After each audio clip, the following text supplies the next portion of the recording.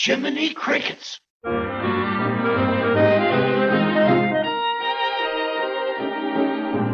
Jiminy Cricket is the name. I'm a happy-go-lucky fellow, always getting in wrong for singing my song. A merry old soul am I. Jiminy Cricket is the name. I'll be hanging around this evening. I'll be tipping my hat and telling you that Jiminy Cricket is the name.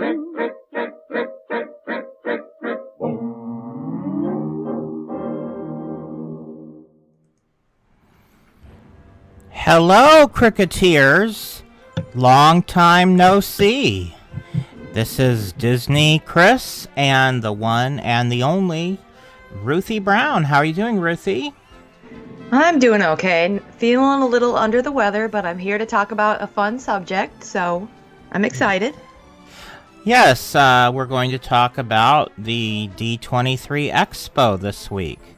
And it's been a while. It's been a month and a half since our last Dateline, so we thought instead of trying to play catch-up on all the news that has come and gone, we're just going to sort of focus on D23, and then on our next Dateline in 2 weeks, we'll just sort of talk about the new news and not try to backtrack on everything we missed while we were away. But I'm sure all of you are curious to know our thoughts and feelings on all the big announcements that came out of this year's big D23 Expo. And to sort of streamline everything, we're going to sort of divide everything up into the 3 major panels. And so we're going to talk about the Day 1 big panel, which was the Disney Plus panel, the new Disney streaming service, launching in November. And then for the second part of our discussion, we're going to talk about Disney movies, which was the second day's big panel. And we're going to wrap up the show today with the Disney parks, which was the third day of the convention's big panel.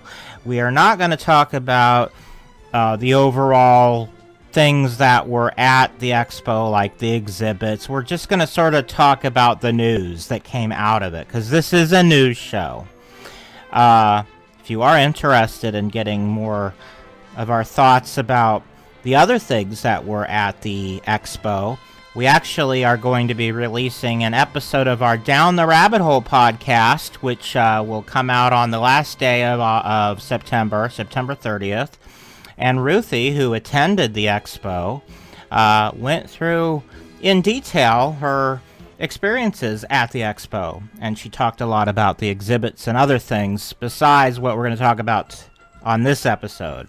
In order to hear the Down the Rabbit Hole show, you need to become a Patreon subscriber and subscribe for $5 a month. And you'll not only get that, but you'll also get a bunch of other extras like audio and commentaries and all sorts of fun stuff. So consider becoming a Patreon subscriber. And one other thing we're not going to talk about is the Disney Legends panel, because we've already gone into all of that in depth on previous episodes of Dateline. When they announced the nominees, we discussed that in detail, so we're not going to go back and do that all over again. I think it's not the last episode, but the one before that, which was the episode 13 of Dateline, that we discussed in detail all the nominees, except for one, Christina Aguilera, because she hadn't been announced yet. She was added later. But we did discuss her on our last show, because they announced her, so we brought her up. We did, like a rapid fire. Yeah, right. So before we get to that, we have a very special announcement. Dateline Jiminy Crickets proudly endorses Concierge Vacation Planners, a Disney-authorized specialty vacation planning service. Concierge doesn't just book your trip, they walk you through the entire process, helping you plan out every detail, one-on-one, to make the very most out of your vacation while saving you both time and money. And the best part is they charge nothing for their services. You will get the exact same pricing as if you booked your vacation directly through Disney.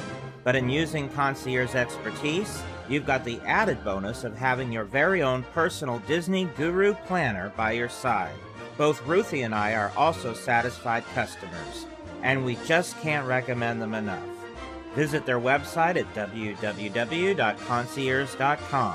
That's www.concierge.com, as in mouse ears. So when you book your next Disney vacation, be it Walt Disney World, Disneyland, the Disney Cruise Line, or many of the other Disney destinations available worldwide, contact Concierge Vacation Planners, and be sure to tell them Disney Chris sent you. Well, it came and it went.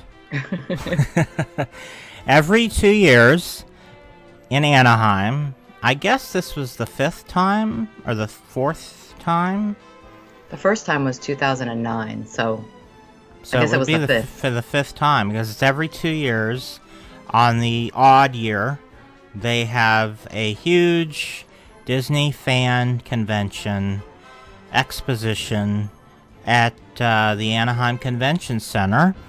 And it's called the D23 Expo because D23 is actually the official Disney fan club run by Disney. And the 23 refers to, I believe, 1923, which is the year the Disney company was founded, which was actually 5 years before Mickey Mouse. Mm-hmm. They did stuff before Mickey. But anyway, 1923, and the D stands for Deuteronomy. No, Disney. Yes. So, this year had some ups and downs, total surprises, expected announcements, and announcements that were expected that didn't happen. It was a roller coaster of emotions. It was the best of times, it was the worst of times. And Ruthie was there to witness it all. Yes. And she attended one of the panels that we're going to be talking about, which is in fact our first topic, the new Disney Plus streaming service, which is launching in November. And it includes all of these areas of interest: Disney, Pixar, Marvel, Star Wars, and National Geographic, which seems sort of random next to all the other ones, which sort of are more what you think of when you think of Disney. I know. I mean, they Well, get used to that, because it's gonna always be there now. So yeah, and you know, if you think about the true life adventure films and the Disney nature, I guess it all kind of ties into National Geographic in a way. yeah. So let's get right into the weeds here, and we're sort of going to talk about everything as it was announced, at least for this topic, for the Disney Plus panel, which was held on the first day of the convention, Friday. We're going to sort of do it in the order that they made the announcements. Well, it's not really the order that they made the announcements, but Roughly. we have different categories. Yeah. So we kind of just are kind of going back and forth a little bit. Oh, really? So, well, see, yeah. I wasn't there, so I didn't know. And the panel was never shown, so. Right. I just assumed, reading the article that Disney published, that was the order. But they subdivided it, made our job easier, because Ruthie just sort of followed the order that Disney put out. Yeah. And so we can say that we're going to talk about it in the same order that Disney talked about it after the fact. Yeah, in their article. In their article. The D23 article, yeah. But right. I mean, I can, because the thing about it is they brought out the, the head of Disney Animation to make the announcements all together. They brought out somebody from Pixar to make the announcements all together. They brought out Kevin Feige from Marvel to make all the announcements all together, even though we have them all separated. Kind of back and forth. So how it's going to be separated here is we're going to talk about everything that they showed previews, and then the second one is where they sort of announced things that we... Well, what was it, Ruthie? It was new trailers. Yeah, new trailers, then new titles. New titles for things we didn't know about yet. Right. So the new titles were like the surprises. And then first looks were some things we knew about, some things we kind of vaguely had heard about, but they sort of gave more information and showed more stuff, you know. Right, and most of that stuff is going to be stuff that's coming later, so they don't have full-on trailers for it, which is why we have these 3 different categories. All right, so the first one, of course, is one that everyone is sort of probably one of the ones people are going to definitely sign up for that are not as big a Disney fans, that are just sort of casual fans of Disney, or is probably this series is going to be the biggie, at least in the beginning. And this is what, Ruthie? This is The Mandalorian. So this had Jon Favreau and the executive producer Dave Filoni came on stage. So this was part of the Star Wars presentation, obviously, because this is the Star Wars universe. And they came on stage and they talked about this show a little bit more. They kind of talked about how Jon Favreau got involved in making this. And he actually wrote, I think it was 3 or 4 episodes, the first 3 or 4 episodes of this show before he was hired to produce it. And he did that to prove to them that he was really serious about doing this. So, you know, they came on stage and talked a little bit about that. And then they brought all of the cast on there. So that includes Pedro Pascal, who is the Mandalorian, Gina Carano, Carl Weathers, Giancarlo Esposito, and then Taika Waititi, who is... They didn't really release much information previously, but he is playing a droid, IG-11. And then after that, you know, they kind of talked about how excited they are to have this series come to Disney Plus, and then they played the official trailer for the show. And it's going to be, as a completely unaware observer, from what I gather from just watching the trailer and knowing absolutely nothing else about any of the stuff, it's going to be a bounty hunter. The Mandalorian is a bounty hunter for hire, and he's basically goes around the universe finding villains and getting into trouble and battles and whatever. It sounds interesting if you're into that. Yeah. Which I'm really not, but... Well, so this takes place after Return of the Jedi, so after the fall of the Empire, and after the big bad Death Star was destroyed. And then it also is going to be, I want to say it's 10 episodes. It's either 8 or 10, I'm not exactly sure. But they're going to be releasing it one a week. So the first episode is going to be available on November 12th when the streaming service launches. But then you're going to have to wait each week for a new episode to come out. Are they going to keep the old one available? Oh, yeah. Yeah. Okay. So if you waited till the end of it, you could still binge it after the fact. That's fine. Yeah. If I were to watch it, which I probably am not, but if I were, I would prefer to be able to watch it all in one chunk. Yeah. Then you can just wait 8 or 10 weeks whenever that's done. Because that's definitely going to be...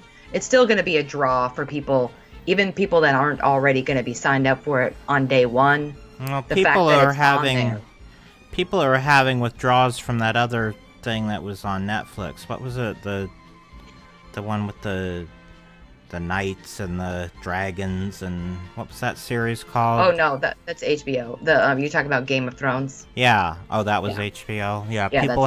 People have withdrawal from that. I bet a lot of those people will gravitate towards this.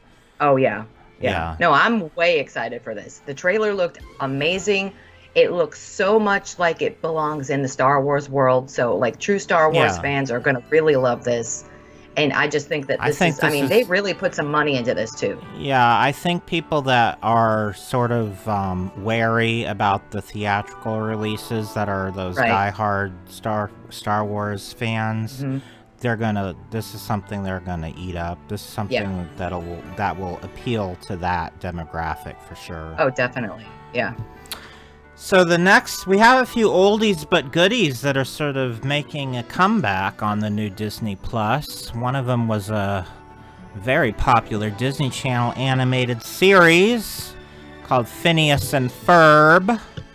And that's coming back, all new episodes, plus a feature-length movie, which I guess is also going to be on the streaming service. And it's also going to include all of the past episodes. So if you want to binge watch the entire series of Phineas and Ferb, now's your chance. Yes. I never got into that because I was sort of, a little too old to be watching that. But I've heard my daughter that watched it all the time, so she loved it. It's one of those cartoons like SpongeBob that does have appeal for adults as well. So I might check it out now that I can just go on Disney Plus and watch it whenever I feel like it. Yeah. Which is sort of one of the advantages of Disney Plus. You'd be able to sort of explore and discover new things. And things you didn't have access to earlier, now you will. Yeah. Mm-hmm. Right. Okay, so this is an image of... Okay, get this title. High School Musical, the series. Okay, so this is one of those scripted series... See, I didn't really get it until I watched the trailer. Once I watched the trailer, I totally get the premise. Yeah. So this is where...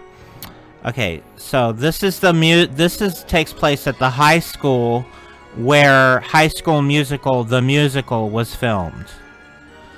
And the original High School Musical, like Disney Channel film. Yeah. Yeah, the film that was theatrically released. Mm-hmm. Which was called... The High School Musical was the Disney Channel movie. Right. And then there was a theatrical movie called High School Musical, the musical, which was released in theaters. So, this fictional character goes to the high school where that movie was filmed. I don't know if the series was also filmed there, but the movie was filmed there. Yeah. So she goes to that high school and is shocked. In fact, she says, "I'm shook." She says, "As a millennial, I'm shook." And my eyes rolled so hard in the back of my head that I almost fainted. So, anyway, she's shocked that they have never put on High School Musical, the musical, at the high school where it was filmed. For whatever reason that upsets her. So she decides to put on that musical. And that's the series. It's the whole process of them putting on the musical. The backstage drama, the backstabbing to get the lead role, and just all auditioning. But it's all done, it's all filmed as a reality show. Right. Even though it's all scripted. Right. So it's like The Office for teenagers. It's like, you know what I mean? It's like a scripted reality show. Right. Or Parks and Rec for teenagers. So, I will not be watching this. I have absolutely zero interest. How do you feel about it, Ruthie? I mean, if this was like their main thing that they were trying to sell, that wouldn't sell me. No. I might watch it. Just depends on, it's definitely not going to be like one of the first top 10 things I watch. I'm sure your daughter would be interested. She grew up on this. This is nostalgia for her. She loves High School Musical. High School Musical 1, 2, and 3. She loves those movies. Because she was the demographic that this was aimed to, and she was the right age at the right time. Because she's, almost near... She's turning into a young adult soon, so she was a teenager when this all happened. So, she might want to watch it, and you might want to have a mother-daughter moment and watch it together. So, but I don't have anybody. Lily, my cat, is not into High School Musical. She's the only person in my house besides me. And she's not really a person. She's more of a nuisance. No. No, not really. I love my cat. So anyway, I guess that's all we have to say about this. It reminds me a lot of Glee also. It has sort of that. It is very similar to Glee. To Glee, yeah. Yeah. So another huge selling point that they're pushing for Disney Plus is this live action remake of Lady and the Tramp. Now, okay, I have mixed emotions about this because some of the things in the trailer sort of rattled my nostalgia berries. What are those things that they call them on the South Park? Oh gosh, I don't know. You know what I'm talking? They had this whole thing where member berries. Remember when this was this? There's like these berries that like when you eat them, they make your brain be nostalgic and weird about things. And anyway, I'm sure some people will get the reference in the audience, even though Ruthie has no idea what I'm talking about. Yeah, anyway, in that episode of South Park. Sorry. Anyway. It sort of struck a chord with my member berries, and other things sort of annoyed me because I'm sick and tired of remakes. But if they're gonna do these live-action remakes, I would rather them do them for non-theatrical stuff. Yeah. You know? Anyway, I will say this. The dogs are so adorably cute. Yeah. Not when they move their mouths with CGI, but the actual real dogs, when you see them. They brought them on stage, I guess, during the... They did. They're real thing. dogs, and both of them were rescues. So that's the other thing. And they're so adorable. They are. Mm-hmm. And Yvette Nicole Brown is such a bubbly, charming, warm person that... I like anything that she does. I loved her in what was the series she was in? Community. Community. She was so amazing in that. I love that show, and so I might even just watch it because she's in it. Because I'm a fan. Yeah, she plays Aunt Sarah though. I know, but that'll be amazing. Yeah. The opposite of how you usually see her. And I like the fact that they have an interracial couple. I think that's nice for Disney to not be like, all stickler about, well, this was the turn of the century. They didn't have interracial couple. They never showed the couple. faces, really, so it doesn't really matter. Well, I mean, in the real world, there would never be in that without people, like, throwing eggs at their house and burning crosses on their lawn in turn of the century. I mean, you want to look at it realistically. Well, they're probably not setting this in turn of the century. It is. It absolutely is, because I watched the trailer and the costumes and everything is turn of the century. But, so, I mean, who cares? It's a movie about talking dogs. Right. It doesn't have to be based on... It doesn't have to be dark history. Yeah, this isn't The Color Purple. We're not talking about that in this movie. We're not talking about racial injustice. This is Lady and the Tramp, right? Take a chill pill, people, with your... Anyway, I just wanted to say that because I was just sort of, impressed that Disney did that. Another thing coming out... before we move on, how do you feel about Lady and the Tramp? Oh, yeah, I'm definitely watching this. I think this is, really exciting. And I agree with you. This to me is fine that it's going to be on Disney Plus. And of course I'm going to watch it. I don't have to spend any money and go to the theater to see it. I'm sitting in the comfort of my own home watching this. And that's the perfect way that I like to watch these. So it's fine. Yeah, and it'll be Christmas time, and you'll have that sort of feeling that you want to watch something like this. You get during Christmas. So, speaking of Christmas time, we have a brand new made for. I guess you don't say made for. How do you say instead of made for TV? Made for streaming. Made for streaming. Am I starting a new? Hopefully. A new way of speaking here. Yeah.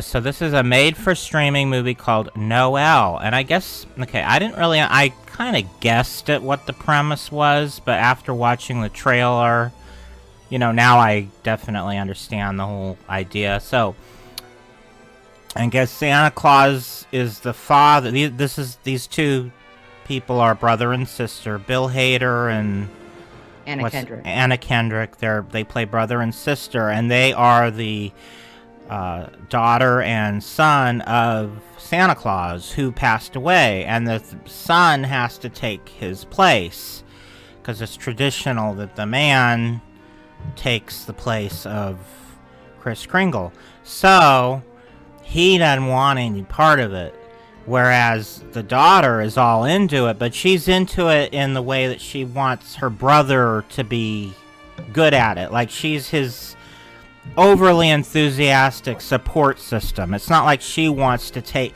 It's not about that. It's not about her wanting to be Kris Kringle. It ends up becoming that because her brother has absolutely no interest. She tells him to take a weekend vacation, and he doesn't come back. Right. So she sort of has no choice but to take over for him.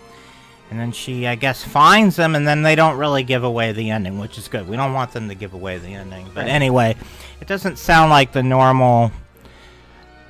It sounds like a unique take on an old premise, so it might be fun. And I'm not really familiar with the actress, but I absolutely adore Bill Hader because I've been watching him for, God, how long has it been? Maybe 15 years on Saturday Night Live? A long time. Yeah. So I've always Anna Kendrick enjoyed is him. in the Pitch Perfect movies, so she's the star of those Pitch Perfect movies. So she's fun, and she fits into this kind of a Disney Plus vibe. And I have no issue with her at all. I'm just not familiar with her. She seemed perfectly charming and right for the role in the trailer. She's new. She's a new face to me. That's all I'm saying. Yeah. So I'll probably check that one out. Oh yeah, I'll be watching this. This kind of reminds me of like you said, a new take, but kind of similar to like the Santa Claus too. So I like that.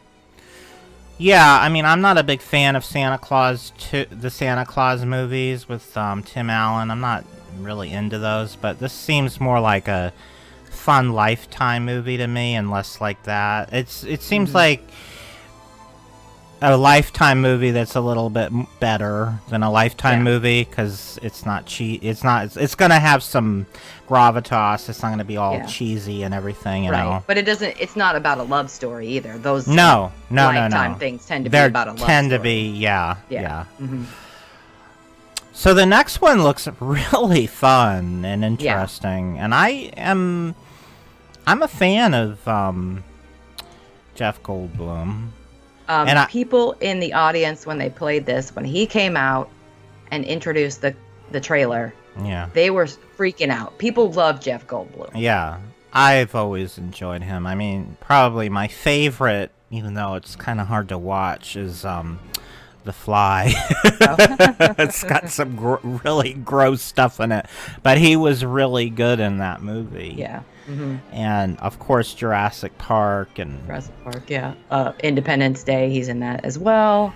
He's been on he's in Thor things. Ragnarok, but he's just such a quirky character that this series, like, it goes along with his personality and just looks really fun and interesting. I'm interested in his take on things because he's going to talk about some things that we just sort of don't think about. They're just sort of everyday things, I mean, to an extent. And he's going to sort of look at it through his own perspective and the world according to Jeff Goldblum. Obviously, the title says it all. So some of the things he's going to do is he's going to learn about tattooing, and he's going to attempt to do tattooing because they showed that in the thing. He's going to talk about denim. They mentioned that, like maybe the history of it as a clothing, and maybe, he's going to dive deep and just, like, we don't really think of denim as a topic that you would do a documentary on, really. I mean, it's just so average and everyday, but I'm interested in how he looks at it. Yeah. He mentioned too when he was on stage, like, one of his favorite episodes was the one they did about ice cream. Yeah. So yeah, they didn't mention that in the trailer, but they did show him dealing with ice cream. But he they didn't explicitly say. But that's good that you said that, because I was not quite sure if he was going to do that or not. See, that's the advantage of being in the panel Right. Is you get these extra things that you might not know. Right. So the next one, okay. This is what you're waiting for. Well, not really. I mean, I relate to it, and it's sort of the trailer sort of hit home for me, because if you don't know, Cricketers, I did a lot of theater, amateur theater in college. In fact, that was pretty much all I did in college. My major in illustration was sort of like in the way of me doing theater. They didn't offer theater as a major in my college. It was all extracurricular, but I know this story in and out. Like, I've lived this drama of backstage drama and backstage, backstabbing and politics, and it's a whole thing. And it would be amazing if I had the experience of going back and doing a part that I did in college with all the same people. That would just be... Like, be reunited with them and stuff like that. Yeah, it would be incredible. It would be an incredible... Because it's hard to explain to somebody who's never done theater. Yeah. But it's like, for this really intense period of time, you are like family with this group of people, and then when the show ends, you all go your separate ways, and it's just really weird how close you get to these people, and then how you never see them again. Right. It's like, so when I watched the trailer, it kind of a couple moments sort of, I wasn't expecting it to do this, but a couple of the moments kind of struck a chord with me. And let me explain. This is a show called Encore, which is going to be a docuseries, which takes the cast of high school theatrical productions, musical productions, reunites them at their high school, and they rehearse and put on the exact same play they did when they were in high school together. I think they're just doing one number. Oh, just one number? Not the whole thing. Yeah, I think it's just one number. Oh, it would be even more of a show if they did the whole thing. The whole thing, yeah. So, that would be such a weird experience. I know. Because, like, it's you like memorize, deja vu, right? But you memorize all. The thing is, you memorize all these lines in your head, and then, like, the minute you're done, like, we would do like 4 shows, right, over a weekend, and then the minute you're done, all that information, once you don't need it anymore, completely vanishes from your brain. Yep. So I'm wondering what it would be like to have to relearn something that at one point you knew so well that you had memorized it to put it. I don't know how weird that would be. Lived and breathed this for like about 2 or 3 months. Right, and then gone information. Yeah. Like, I couldn't recite any of my lines from a show I did. But what if I had to? Right. That would be so weird. For television. Right.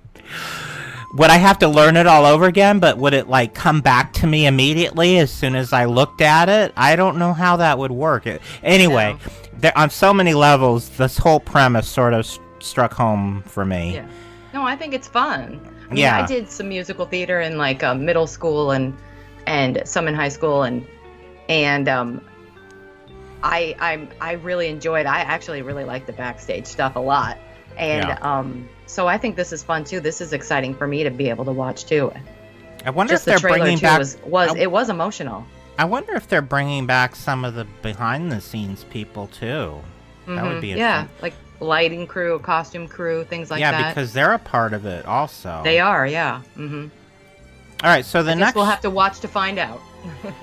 The next one I'm going to let Ruthie talk about, because I'm not really sure what this is. So tell us what this is, Ruthie. Okay, so Tony Hale does the voice of Forky for Toy Story 4. And what they're doing is they're making basically a short series on Forky. And he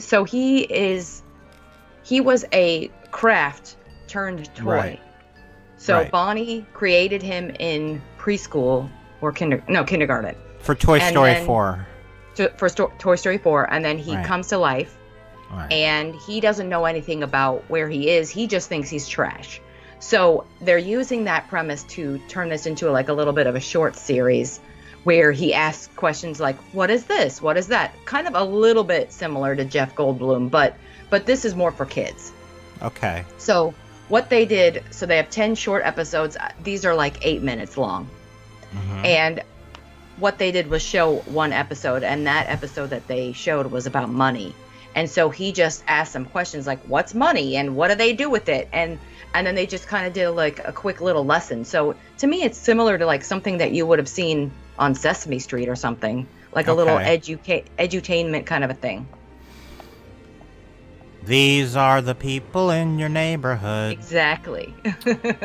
But, it's just updated with a new character, and it fits this character, and I think it's fun, and these things are going to be really short, so, I'm sure everybody's going to watch this because it's, it's funny, too.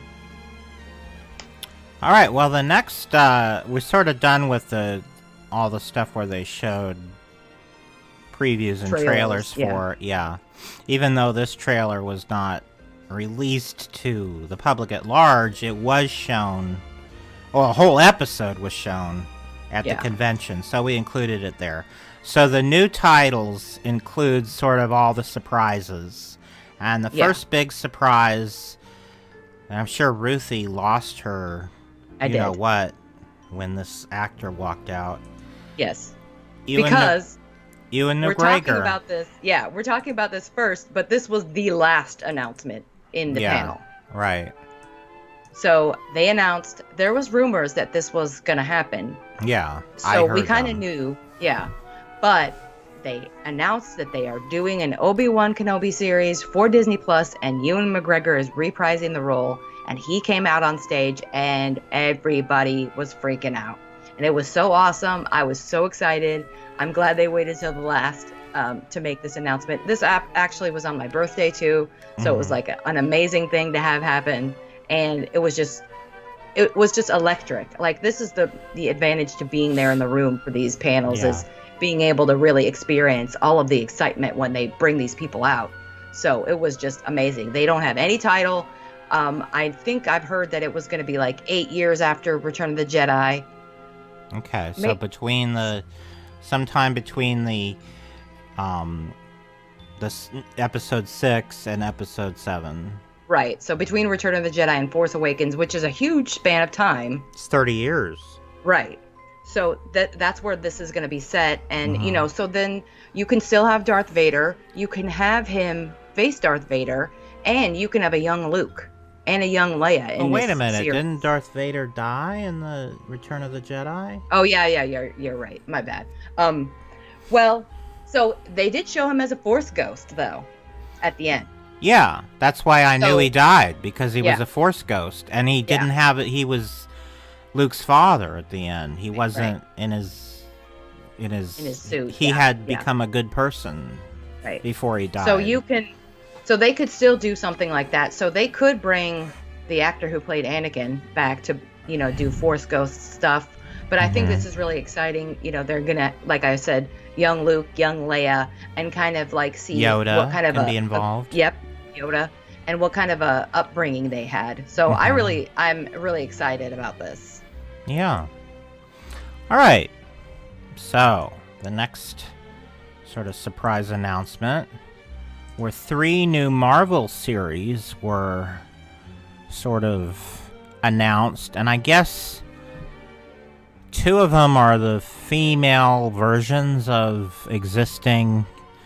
We've got She-Hulk and Ms. Marvel.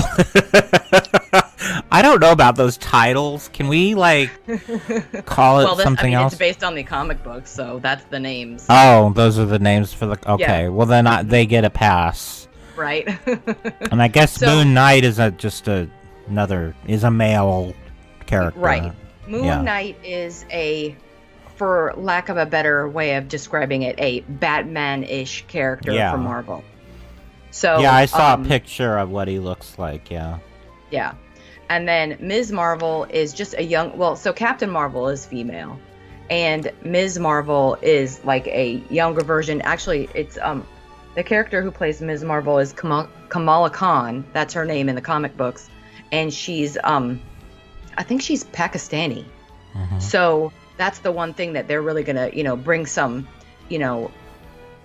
other ethnicities into the Marvel Studios universe by bringing. I keep thinking of that Roseanne movie, She-Devil, when I see She-Hulk. No. This is interesting. We could have Roseanne play She-Hulk. That might be interesting. No. So She-Hulk is actually growl. No, we can't do that. Oh, okay. One thing that they showed at the panel was this. They kind of panned around this picture of Lady Justice. So the statue of Lady Justice, and because She-Hulk is actually a lawyer who then becomes a Hulk-like character. So I think that's going to be awesome. Sounds so it's going to deal with like legal issues, and then sounds like very highbrow entertainment, Ruth. Yes. I think it's going to be awesome. So I can't wait sure to see I'm sure as a Marvel fan you're totally into this, but as a Marvel, I have to deal with it because it's Disney. I will pass on probably all three of these. I have zero interest. I never read a comic book in my life. Let's put it that way. Not even when I was a kid. You have to enjoy this stuff because I haven't really read comic books either. But I just love the fantasy aspect of it. That's really what I love most about Marvel. So I'm excited for all of these. Well, then Hilary Duff walked out and announced that they are rebooting Lizzie McGuire, which was a Disney Channel series about a teenage girl that had all these cut-ins with an animated sort of alter ego, sort of like the id, ego, super ego thing, but it was just one, like, telling her, don't do that, giving her advice and stuff. But this is her as an adult, in her 30s, with that same animated character that's still telling her what to do and what not to do, and now she's a parent and dealing with all the things that happen. So I was sort of too old to get into Lizzie McGuire. By the time that came out, I was already in my 20s, and I wasn't really watching any of that stuff. I don't know. I think you're probably too old to have been into her. Yeah. And your daughter is too young because that was sort of predated Yep. her. So this is for people that are probably in their 30s. They're, people like in their late 20s to late 30s were probably, that's sort of the span where this was. So we don't know anybody interested in this, and we're not interested. I mean, it might be interesting to watch. No, it could be fun. Yeah, I never really watched the original series, but maybe I'll watch the original series and then watch this new one. Yeah, I've never seen it. I mean, I've seen clips of it, but I've never watched an episode of that, so might be interesting. Yeah, but I know a lot of people were really excited when she came out that they're, updating this series, so I think it's fun. So, the last thing that they mentioned in sort of the surprises were that they are bringing back a short form Muppets Now series, which I guess is going to be a continuation of that series that was on network TV for a while, where that was sort of a reality show. What they played in the panel was literally Kermit and this other character, like this puppet character that was supposed to be Joe from Legal, who basically was telling him what he could and could not say about the show, and basically he couldn't say anything. Yeah. Nice. Why show up at all? They did not explain anything about what this series is going to be about. Well, we know that after D23, they announced they're canceling another Muppet show, which was going to be take place after the events in the Muppets Take Manhattan. Yeah. And it was going to be sort of, I guess, a variety. I don't know. I have no idea. It was going to have to do with Rolf was missing and they had to find him. And I know it was going to be produced by Josh Gad. Is this gonna be this one that they're going forward on? Gonna be a variety show? Is it gonna be a scripted reality show? I don't know, because like I said, like the other one was, they just did not reveal anything. And what exactly does short form mean? Does that mean they're gonna be shorts? Does that mean it's gonna be a short series? I don't exactly understand what short form means. And I don't know, unscripted too. So what does that mean? They're just gonna have people as the puppets, just bouncing off of each other? They really did not say anything, so I don't really know. We'll have to wait and see to find out more information about this. And even in the press statement, the description is unspecified fun things. Right. Okay, that really says it all. I guess. So they're basically saying Muppets are coming to Disney Plus, but we can't tell you anything else besides that. All right. Well, thanks, but no thanks. I know. Well, right? I mean, I love the Muppets. Yes, I'm glad that they're going to be on Disney Plus. Disney has not figured out really how to use the Muppets yet, so hopefully this is something that's successful. So the next thing that I guess it was more of a first look, because I think they've already let it out that they were going to produce this. Yeah. Mm-hmm. This is Timmy Failure was a series of books. The first book, I think, was called Timmy Failure, Mistakes Were Made. So I guess Disney is doing this, I don't know if it's a series. Do you know? Did they say? Is it a series or is it a movie or what is it? I thought it was a series.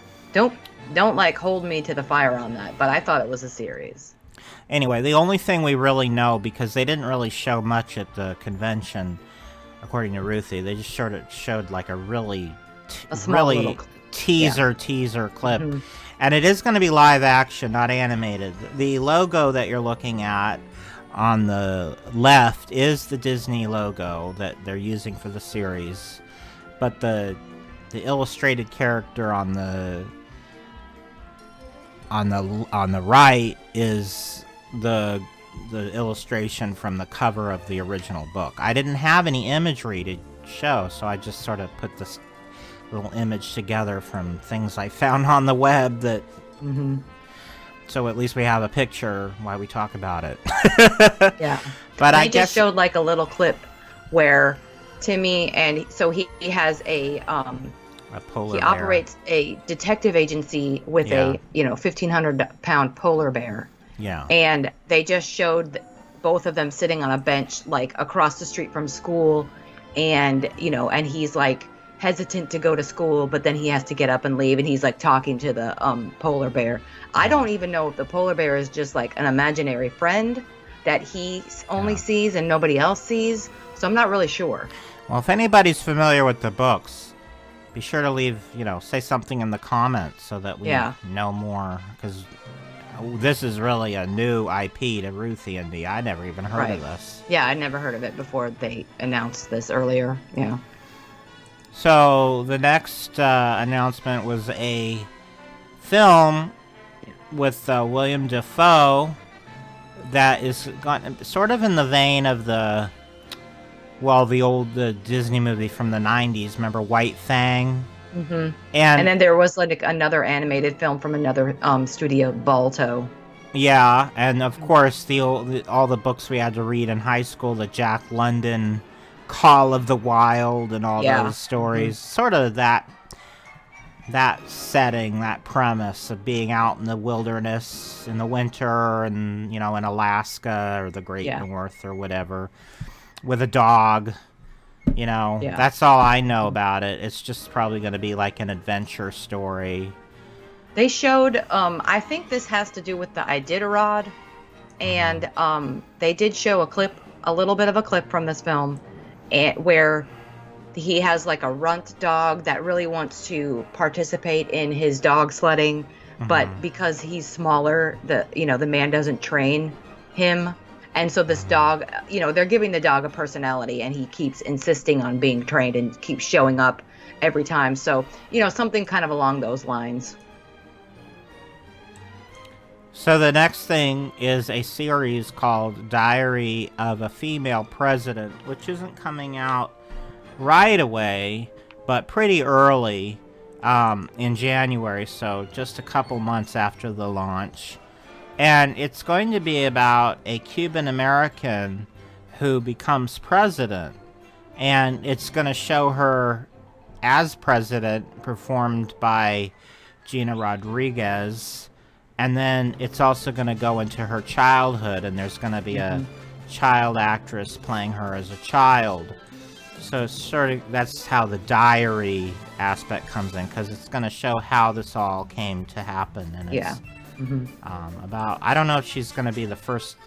I don't really know if they're going to say in the series she's the first female president, but they're obviously going to say, obviously a key thing is she's going to be the first Latina president. So that will be an interesting thing to see, an inspirational series.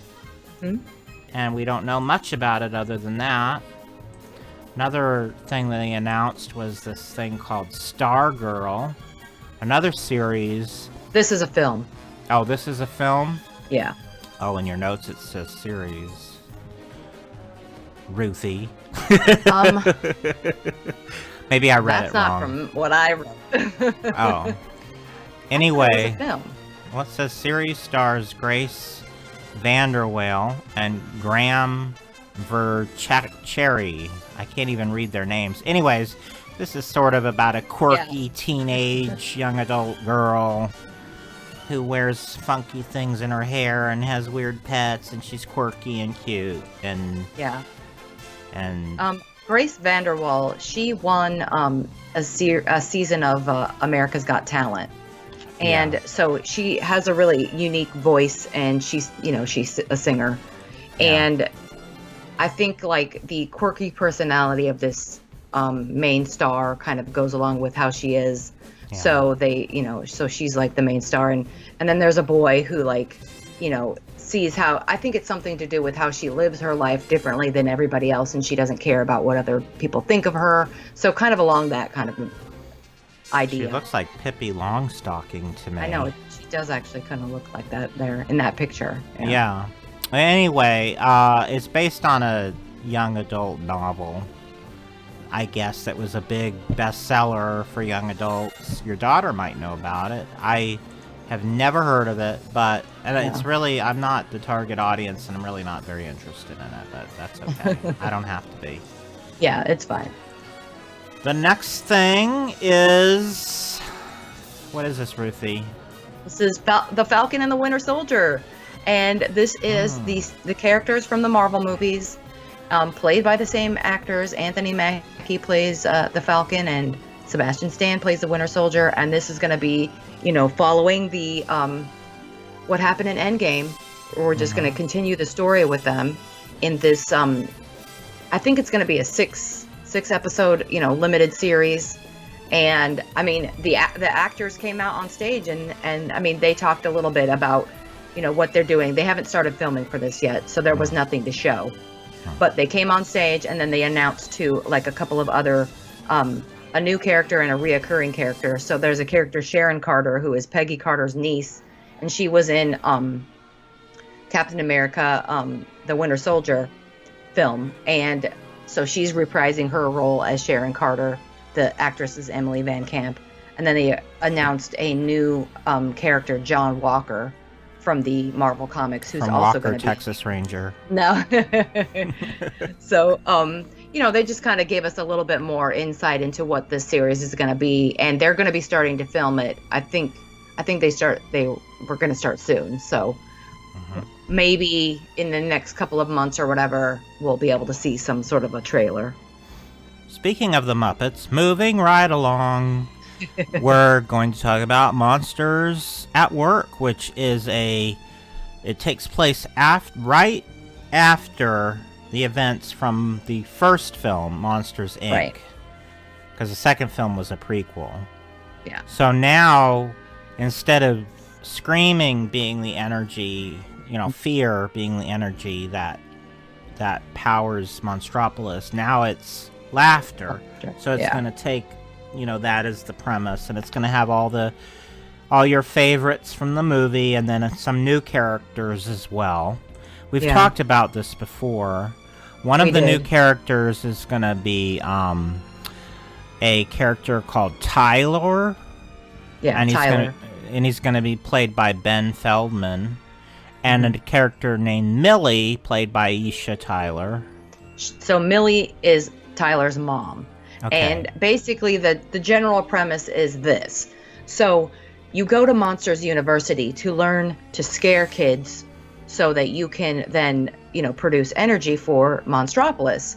And so he's just a recent graduate of Monsters University coming to the energy company to work, but all of his training, it doesn't fit anymore because now they're not using screams and scares.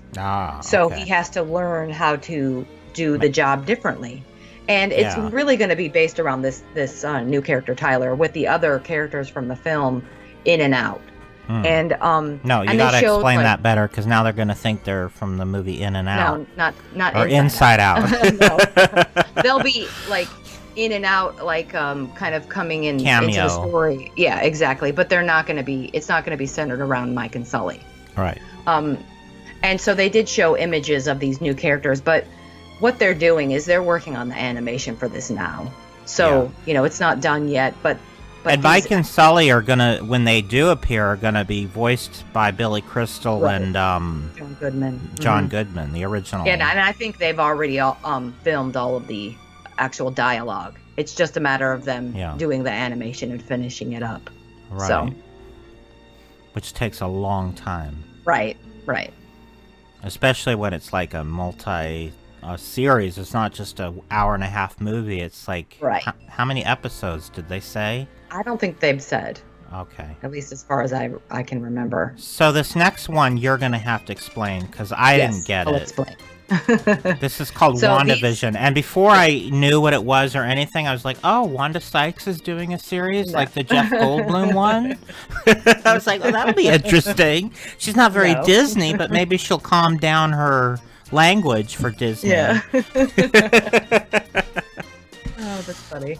No, so this is Wanda Maximoff, who is and then Vision. These are both Marvel characters. Okay. Been in Avengers, Infinity War, Avengers. Technically, if you want to say it in proper English, it would be called Wanda and Vision.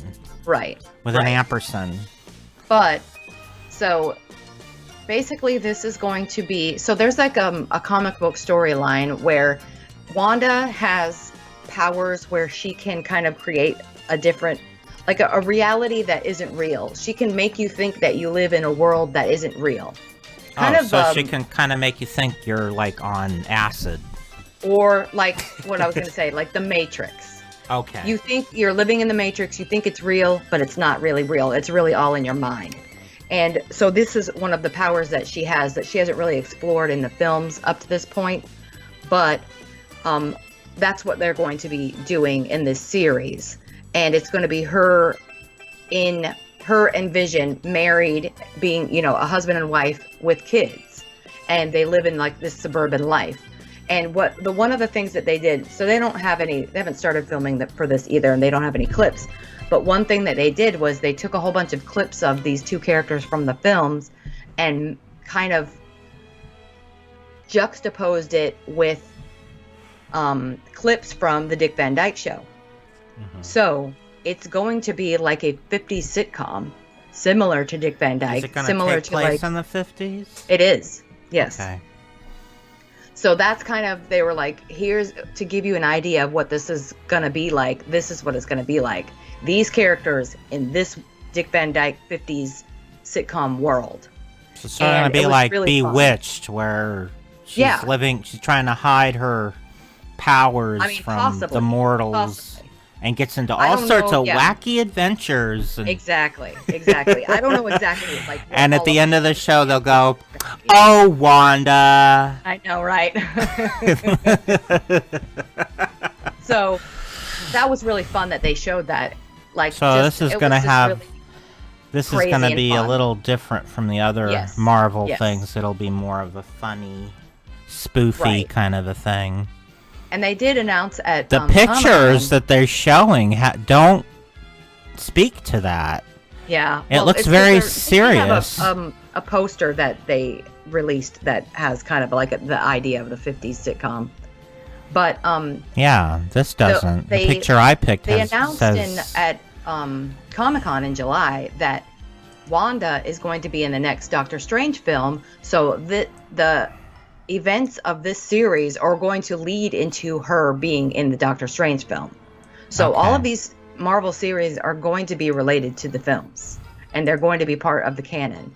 So that's one of the things. And then they also announced a couple of other reoccurring Marvel characters that we've seen in previous films are going to be in this series. So Kat Dennings, she was in the first 2 Thor films, and Randall Park, he was in the Ant-Man and the Wasp film. They're going to reprise their roles in this series. And then also, like every 50s sitcom, there's a nosy neighbor, and nosy neighbor in this series is going to be Catherine Hahn, who, what I remember her most from This sounds like Bewitched to me. Bewitched had the nosy neighbor, Gladys Kravitz, remember? Yep.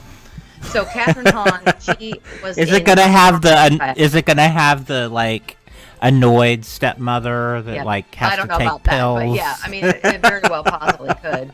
But I'm getting another one of my headaches. Yeah. Is it gonna have the overbearing stepmother that pops in and out?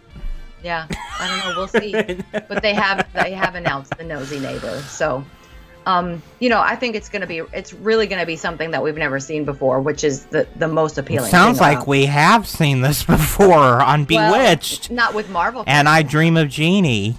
Yeah. Anyway, I know you're excited about this next one, Ruthie, but I want you to keep it very low key. All right? Just keep it on the very down low key. Down low. Yeah. Yeah, keep it low key. So this is going to be a series based on the villain, one of Ruthie's favorite villains, Loki, from the Marvel series. He's, I think you're Thor's, excited about this. Really like a nemesis, adopted brother, but he's also the villain. Okay. And this is going to take place right after the events of Endgame. Right. And they really did not reveal anything other than that. And Tom Hiddleston did. He recorded like a little clip for the D23 audience that they played. He wasn't actually physically there. Right. He couldn't get that thing off his head, so they wouldn't let him in the airplane. Right, exactly. So, I mean, this is going to be exciting. It's permanently glued to his head now. Mm-hmm. Yeah. Anyway. So, I look forward to hearing more about this, too. Now, Ruthie, what if Captain Marvel were a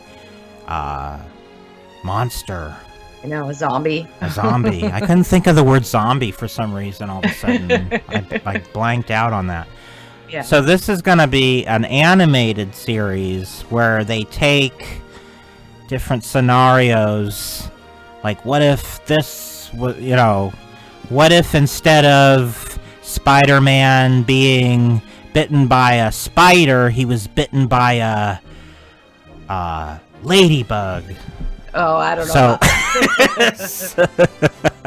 What if he was bitten by a stink bug? So instead of spider powers, he just makes smelliness everywhere. What if he was bitten by a caterpillar and he turned into Heimlich? So tell us what this is about, Ruthie. Yeah, this is an animated series to kind of like flip the script on the normal stories that we So each episode will explore a premise. So they'll be independent. It won't be a continuing series. Each one will be its own separate and it's not canon because the original stories are the canon. It's just this is just it could be anything. Yeah.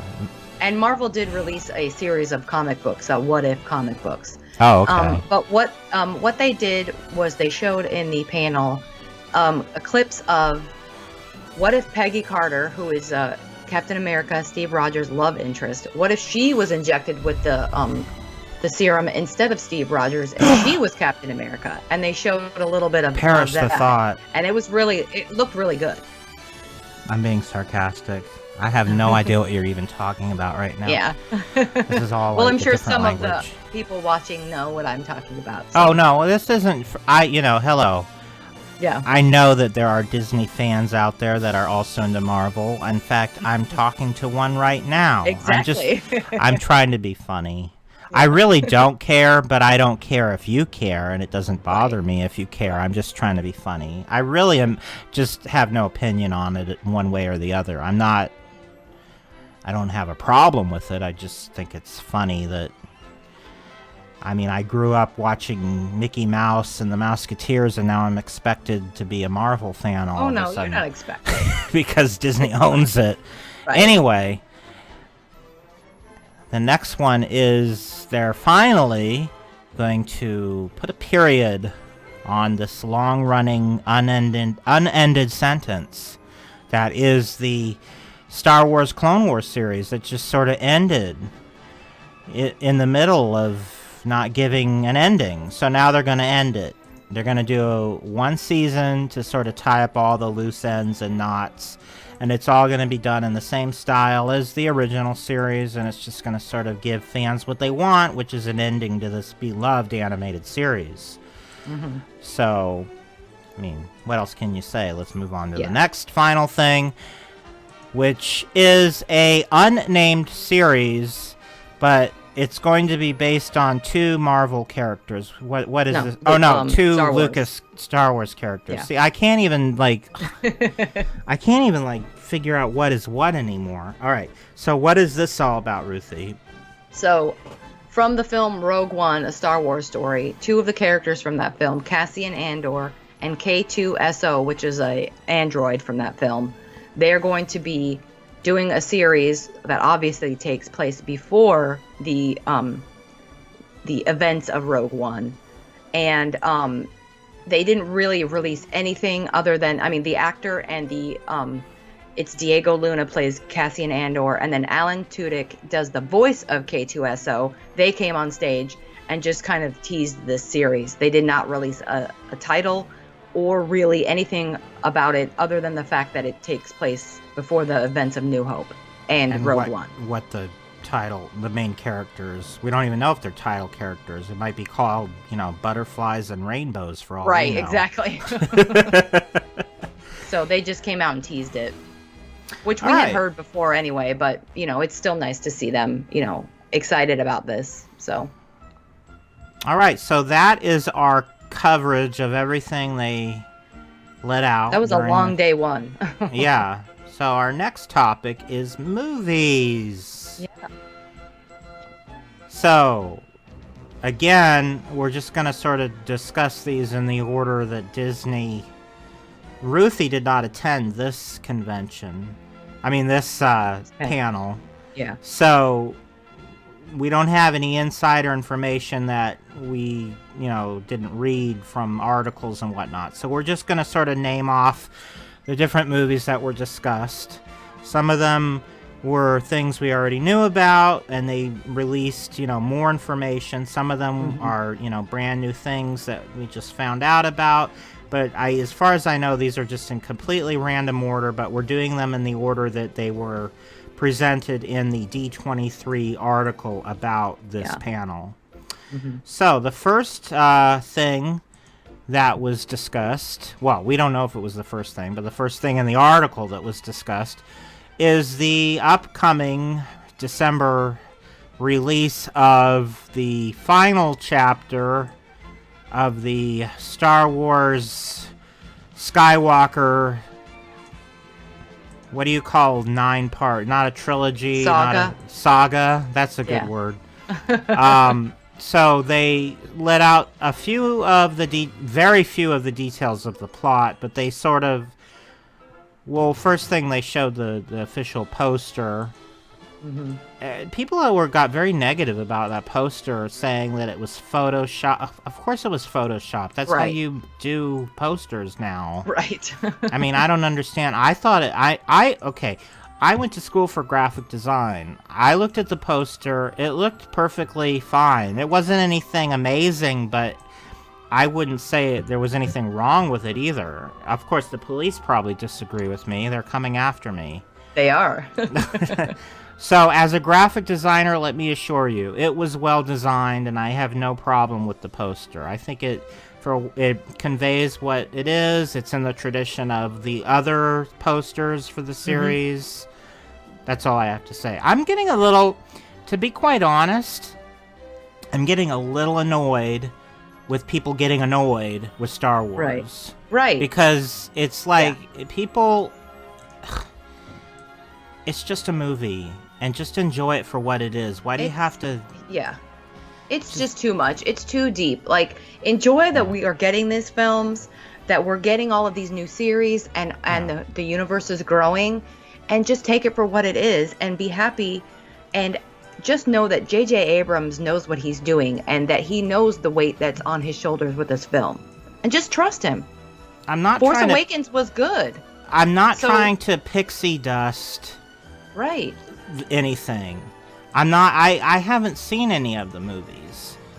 So I have no opinion whether they're good or not. And I have no emotional feelings one way or the other. I'm looking at this from a completely objective viewpoint as an outsider looking in at all these people getting all worked up over these films. I know Ruthie is invested. She's a fan. So she looks at it from a different perspective than me. My perspective is, take a chill pill, people. That's my perspective. I'm getting tired of all the negativity. Yeah. No, I am a negative Nelly if there ever was one. And if I relish in negativity. I wallow in it. I live for negative complaining and whatnot. You all know that. That's why you know and love me. But in this case, I just feel like people are making such a big deal out of nothing. They just nitpick everything. Nitpick everything. Yeah. When they start nitpicking the poster, that's when it's gone too far. That really sort of rattled my chain. Really did. Anyway, that being said, what basically was announced is it's coming, and these are the people in it, and they didn't really, they just sort of promoted it. Like, they played a new trailer, which is then they released online a couple of days later. Yeah, and it wasn't really anything. It was just a bunch of, Star Warsy looking scenes. It doesn't really give away anything to do with the plot. They did end it with a questionable sort of a teaser. Rey. Yeah. And they like to do that. Sort of because you just don't know what that means, and exactly. Is it even really part of the story, or is it like some sort of a like a flashback, or some sort of a what if nightmare kind of a situation? Is she having a nightmare? Right, exactly. Is it so is she having an illusion, like So I think that what they did was they were trying to get people excited for this, and I think they were successful. They brought all of the cast back. I mean, Billy D. Williams came on stage. People have already decided to hate this movie before it's even come out which yet. Is dumb. You don't even know what there's all what this storyline hubbub about them having to rewrite it and all this other stuff. And it's all reshoot stuff, and it's all because of how they killed off Luke in the last film. A lot of fans really despised that.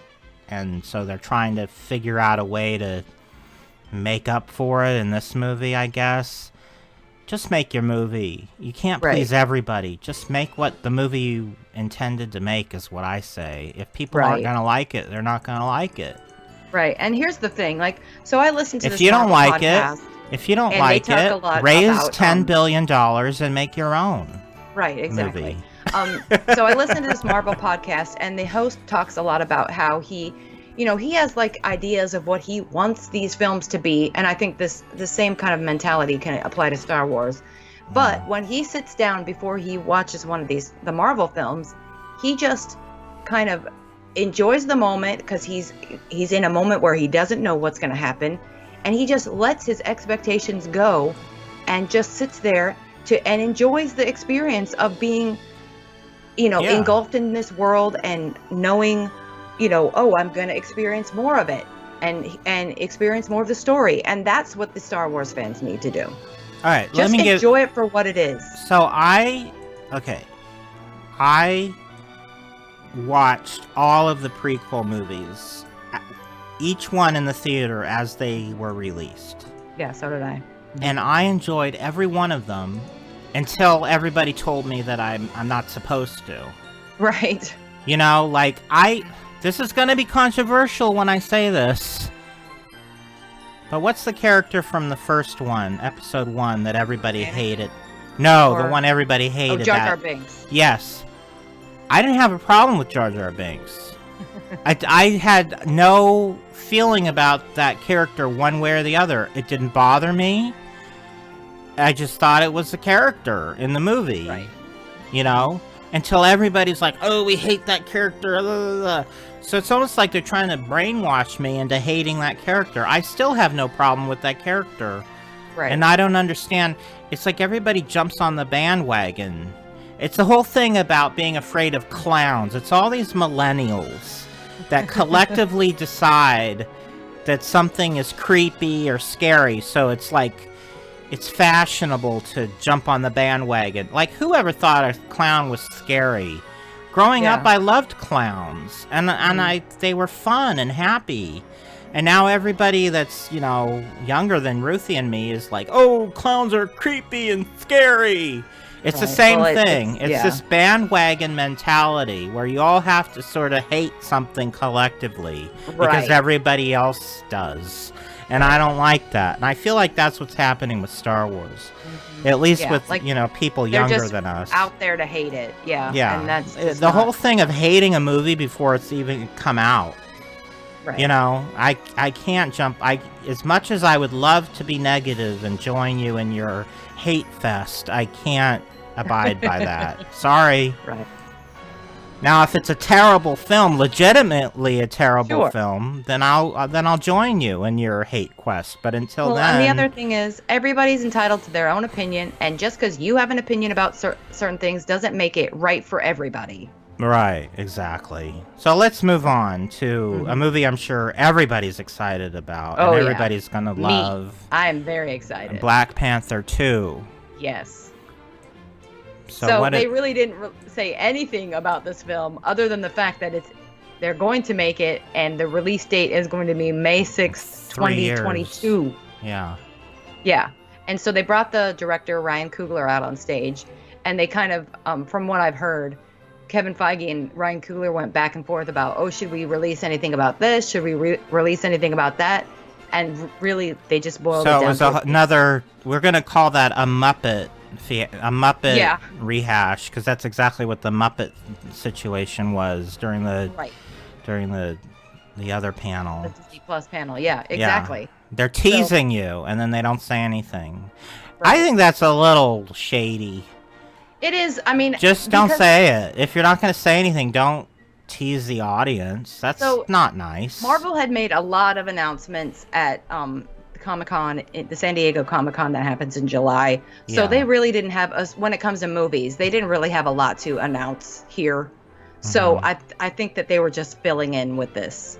And I mean, it's good to know that obviously we knew that they intended to make a Black Panther 2. I mean, Black Panther is one of the highest grossing origin films, and also it was nominated for Best Picture. So why wouldn't they make another one? I mean, people love the Black Panther.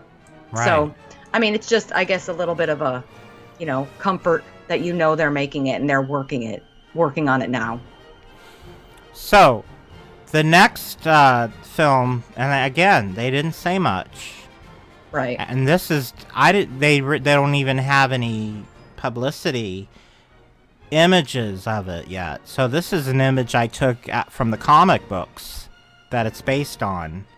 And this, I feel, is going to be another sort of a gang of heroes, like a new division, sort of in the vein of the, what's the one with Chris Pratt? Guardians of the Galaxy. Guardians of the Galaxy. Yeah. It's sort of like a lower tier series from Marvel that wasn't as popular as some of the bigger ones, like the Avengers. This is the Eternals, yeah. The Eternals, and this is like another group of superheroes in a series of adventures. So they're sort of going to start another new... What's the word I'm looking for? Like a group of people. Yeah, like an ensemble cast of... A new ensemble of heroes that all sort of fit together from a series of comic books called The Eternals, which features several different superheroes with various powers. Yeah. Yeah. Yeah, and so, they all, they live in the galaxy, so they're not on Earth or on a particular planet. So it's going to be like a galactic story, and they did a lot of announcements at Comic-Con again for this. Yeah. Announcing the different actors who are going to play different characters. And for this, they did the same thing. They brought out all of the actors, and so let's quickly name. So, Richard Madden is playing Icarus. Mm-hmm. Correct my. So Richard Madden is from Game of Thrones, most popularly. Why don't you read these, because you're more familiar with how to pronounce this stuff. So Kumail Nanjiani. I keep saying no, it's Nanjiani. I don't know why I'm adding an M there. I don't either, because I've never heard of this person, so I don't know how to pronounce the name. He's a Pakistani actor and comedian. Okay. And he plays. He's going to play Kingo. Okay. Lauren Ridloff is going to play Makari, and she is the first deaf superhero in the MCU, and she actually is also a deaf actress. Okay. Brian Tyree Henry is going to play Fastos, and he's in the series. He's an inventor. Yes, an intelligent inventor. He's in the series Atlanta with why do I always blank on this guy's name? He's like the rapper actor that You're asking the wrong person, Ruby. I'll think about it. Rapper, actor. He's a rapper and an actor. Yeah. I don't know. Little Big Smalls. I don't know. He was the voice of Simba in The Lion King. Oh, I know who that is, because he was in Community. Yes, he was in Community. I love him. Donald Glover. Donald Glover. Okay. Yeah, that's... So Brian Tyree Henry is in the show Atlanta with Donald Glover. So that's probably most likely where you would know Big him. Smalls. I know. I just am clueless when it comes to that. Yeah. That aspect of pop culture. Right. I knew it's always in the back of my mind, but it's just not on the tip of my tongue.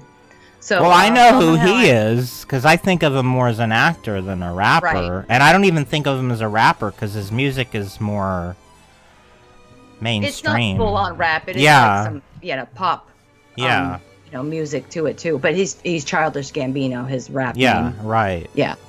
So Salma Hayek is going to play the leader of the Eternals, and her name is Ajak. Leah McHugh is going to play the Old Soul, so a young character. So this is a young girl. She plays Sprite, so she looks young, but she really is old. And then Dawn I would Lee love to be that character in real life. Right? Have all the wisdom of age, but all the beauty of but youth. still look young. Yeah. Dawn Lee is playing Gilgamesh, and Angelina Jolie is a fierce warrior, Thena. And then they also announced a couple of new additional characters that they had just recently cast. So the one of the main Eternals is Cersei, and she's been cast by Gemma Chan. And then Druig is played by Barry Keoghan. The aloof loner. I identify with him. And then there's a character from the comic who is not an Eternal, but his name is Dane Whitman. He's going to be played by Kit Harington, also from Game of Thrones. So he's Jon Snow from Game of Thrones. So he's just a mortal character. Right. But he interacts with the Eternals on some sort of level. So he's their pet. Their pet human. So, the next one is another Marvel character. Wow. Imagine. No, Disney actually doing a spin-off of a character from the Marvel movies. Black Widow. So this is going to be the launch of Phase 4 of the Marvel Cinematic Universe, which I guess sort of ties into some of the other things they're doing on the streaming service, which are sort of also launching off from, like the Low-Key series sort of launches off. So I assume that's part of the Phase 4 plan. Everything that we talked about today there's Marvel a whole is all plan. Part of Phase 4. Yeah, it's a big master plan that they probably haven't entirely figured out yet because it's still early. But they do somehow plan to tie this all together just like they did with Endgame.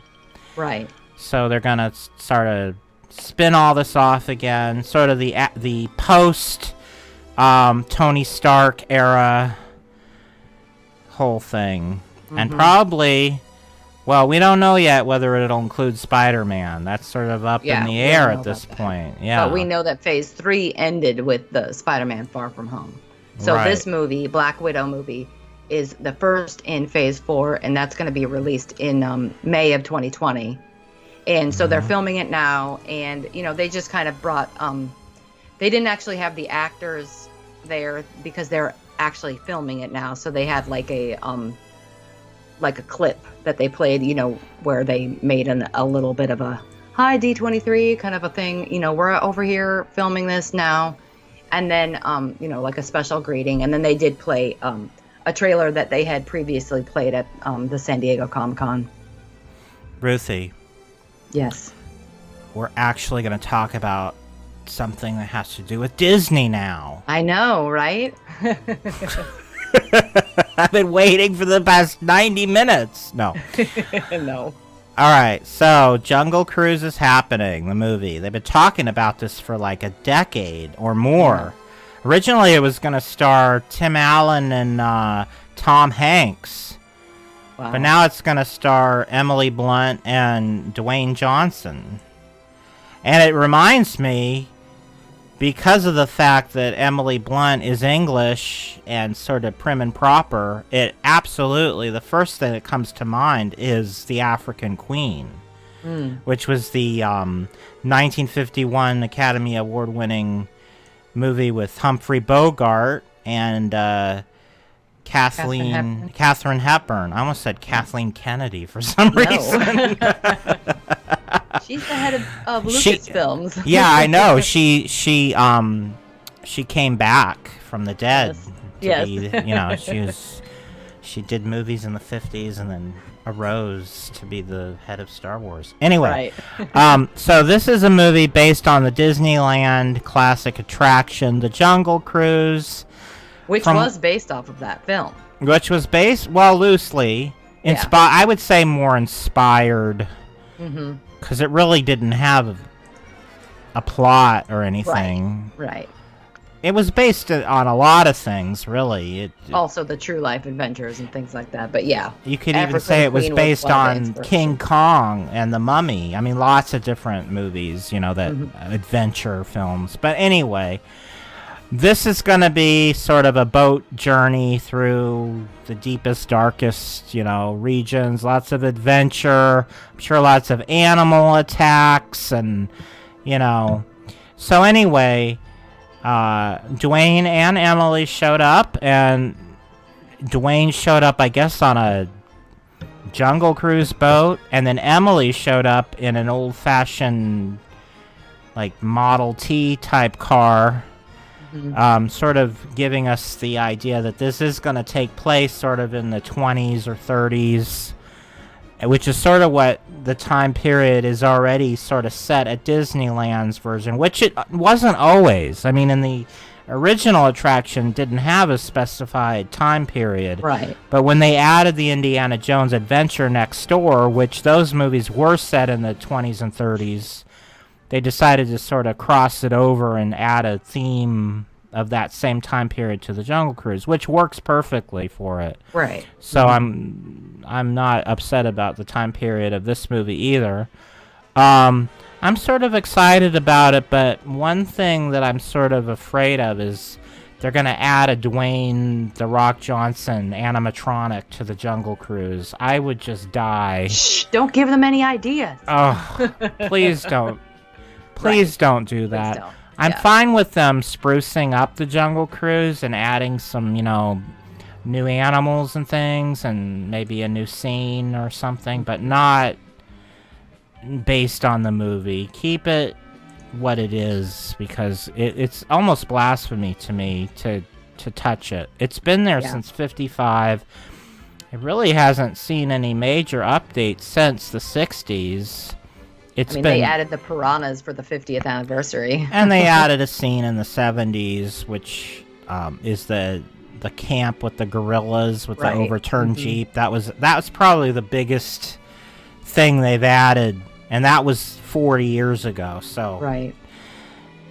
Anyway, the next thing is, we've talked about this ad nauseum already, right. but we don't need to really go into it. But they were there. Mentioned, the actors.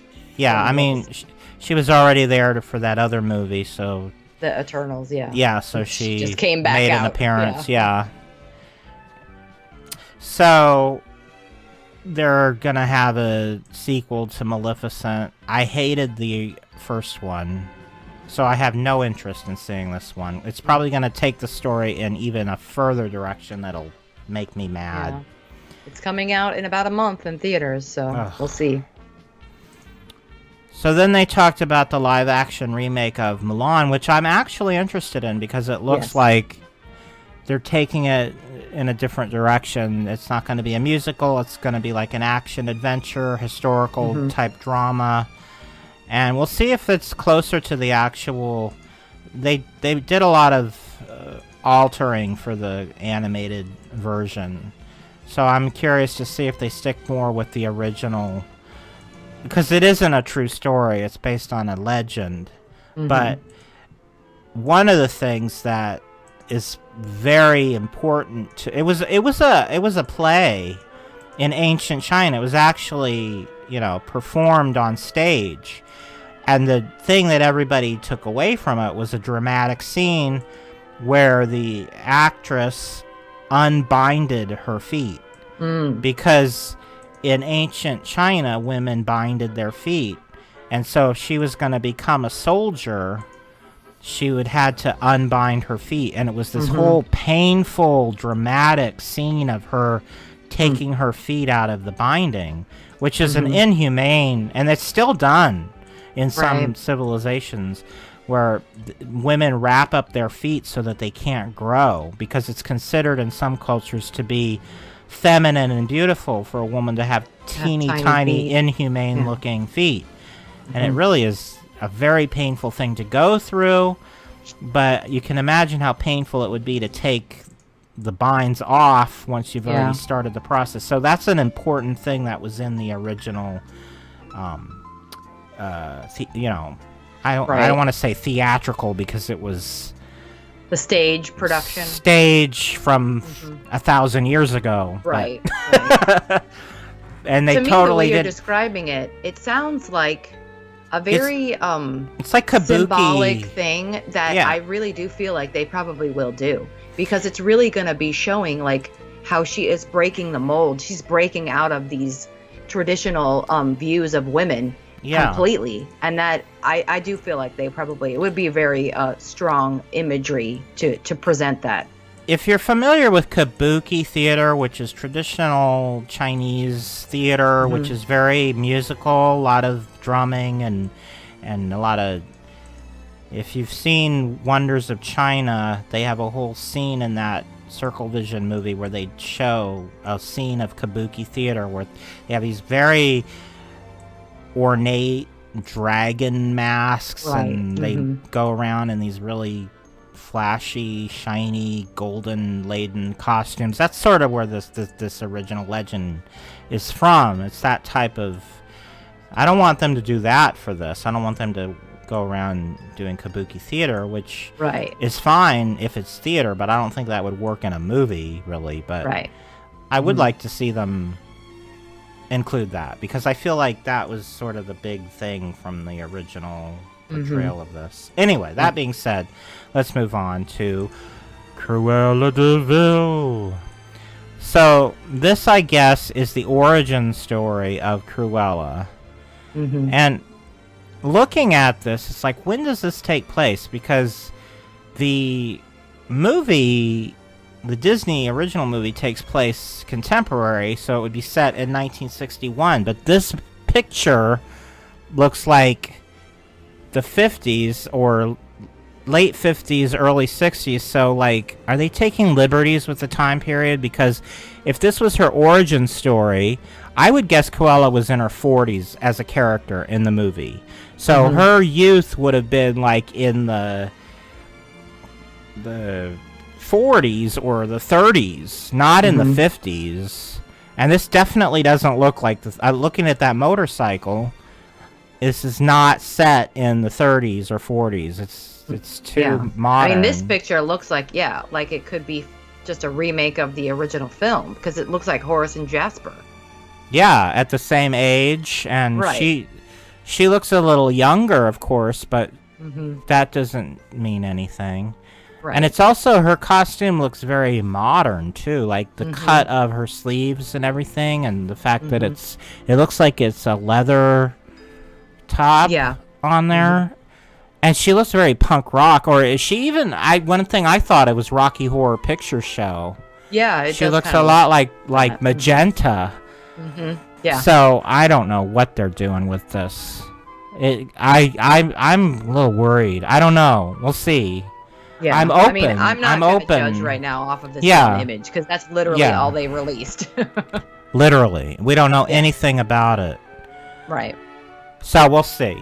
But I have questions. That's all I'm going to say. Yeah. I'm intrigued. Yes. I don't know what to think. I don't know if I'm happy or... I'm not unhappy. You don't have to decide now. Yeah. So, remember when Ruthie and I were talking about this movie that's coming out very soon, but we have no idea what it's about? And that was a movie called Soul. And the only thing we had to go on was a poster that said the word soul. Right. And that was it. So we found out a little bit more about what this is going to be. And apparently it's going to have a lot of jazz music. It's going to be about people that are trying to find their spiritual soul in some way, and they go to this place where they become their soul. Yeah, there's like a real world and the soul world. Yeah, so you've got the real characters and then the soul, your inner soul, which I'm guessing will look somewhat like you as a person, but look more like a cartoon version that floats around, like what you're looking at right now, which looks like a mix between the mushrooms from Fantasia and the characters from Inside Out. Yes, it does. That's first thing I thought of was Hoplo from Fantasia. Yeah, just add a face to it. Yeah. Yeah. So they gave a lot of information, but it was a whole lot of nothing, because I still have no idea what it's about. It just really made it more confusing. Talk about it, but like, not really. Yeah. I mean, I'm happy to know they're gonna involve jazz, because I am a huge jazz fan. Yeah. And so that is interesting. I'm glad they're gonna do something a little bit out of the box with the music, and that's exciting to me. And I love all the actors involved: Jamie Foxx, Tina Fey. Right. They're all people I enjoy their work, and so we'll see. I don't know what to think. Right. That's another one we'll put on the shelf, and we'll talk about more when we know more. I do feel like it does have a little bit of an Inside Out vibe, because this is directed by Pete Docter, and he did Inside Out. And so, it's going to be something along those kind of similar lines, I think. So the next thing, they sort of talked a little bit more about Onward, which to me, tell me if I'm wrong, but what's that Dr. Seuss movie that came out with that, the Lorax? Lorax, yeah. I don't know why. It probably have the people, yeah. It just has... Although those were people, not like elves or anything. Yeah, but they do have a similar vibe, a similar animation style. And then the other thing about this, it's the whole taking, like, our world and then turning it into a world with like different. a fairy tale. Yeah, and it's like Zootopia Part 2. It's like it was cute the first time, but come up with another premise for your movie. Like, it's like taking the real human world that we live in modern times and then trying to, like, make it cute by adding... Instead of humans, it's fairy tale characters. Oh, instead of humans, it's animals. Oh, instead of humans, it's... Yeah. Fish. I don't know. Yeah. They did that, too. Disney didn't do it, but did, that had... yeah. Shark... What was it called? Shark Tale or something? Shark Tale. I mean, well, yeah. They did. Mm-hmm. Disney is less guilty of this as DreamWorks, but DreamWorks has done this over and over, and it's just like, enough already with this premise. Come up with something. I don't care about, elves that are, wear the same clothes that we wear and drive vans. It's I really like, oh, look, it's an elf and he's driving a van. I drive a van. It's that whole thing, like, on that whole, like, identification humor, where they'll show, like, a little 30-second sketch on Facebook, and it'll be, like, somebody just doing something, like, spilling milk. Oh, that's so funny, because I've spilt milk before. It's not funny. Right. There's nothing funny about it. And I feel like, I don't know. I'm, again, prejudging, but... Based on what I've seen so far, I'm not really. I still feel like this has the Shrek vibe to me as well. Shrek, definitely, yeah. Yeah, but that character, the bigger of the two characters, almost looks like a blue version of Shrek, right. And the character, that skinny version, looks like the skinny character from the Lorax. Right. It's like so. Even the characters don't look original. Apparently, they played an 8-minute clip from the film. So, and they haven't released that online yet, so we'll see. Anyway. I will go see this. So the next film is something that was brand new. We didn't know about this yet. This was just announced at the convention. And this is an animated film.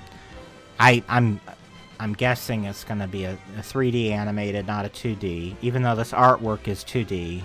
But this is just... concept art. They haven't even, I don't even think they've started to animate any of this yet. This is all brand new information. Even though this is coming out a year from now. So they must have started doing the animation. I renege, but they haven't shown any of it. And they didn't even show any of it at the convention. They just showed a couple pieces of artwork, including the one you're looking at right now. So apparently this is an adventure about it's called Raya and the Last Dragon. And it's like a Lord of the Rings kind of story, like, a saga about, having to find, it's a quest. Yeah. And it involves dragons, Yeah.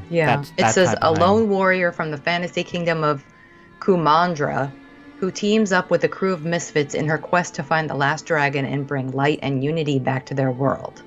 And I guess it's set in Southeast Asia, which is really an area that Disney hasn't tackled yet as in their animated films. We've done, China. We've done Japan in, what's that movie with the culture of Japan, even though it took place in San Francisco. Oh, you're talking about Big Hero 6. Yeah. It has aspects of modern Japan in it. So, we've touched those areas, but we really haven't gone down to the Philippines and all that yet. So it'll be interesting. Yeah, Vietnam and Cambodia and things like that. So it's uncharted territory for Disney. So that'll be interesting. And, of course, they ended with Frozen 2. Yes. Which... Walt Disney probably wouldn't have had a problem with the first one, but he definitely would have had a problem with a sequel. So he never liked sequels in general. Well, especially to animated films. And calling it Frozen 2, couldn't they come up with something better? Totally. They definitely could have come up with something better. Yeah.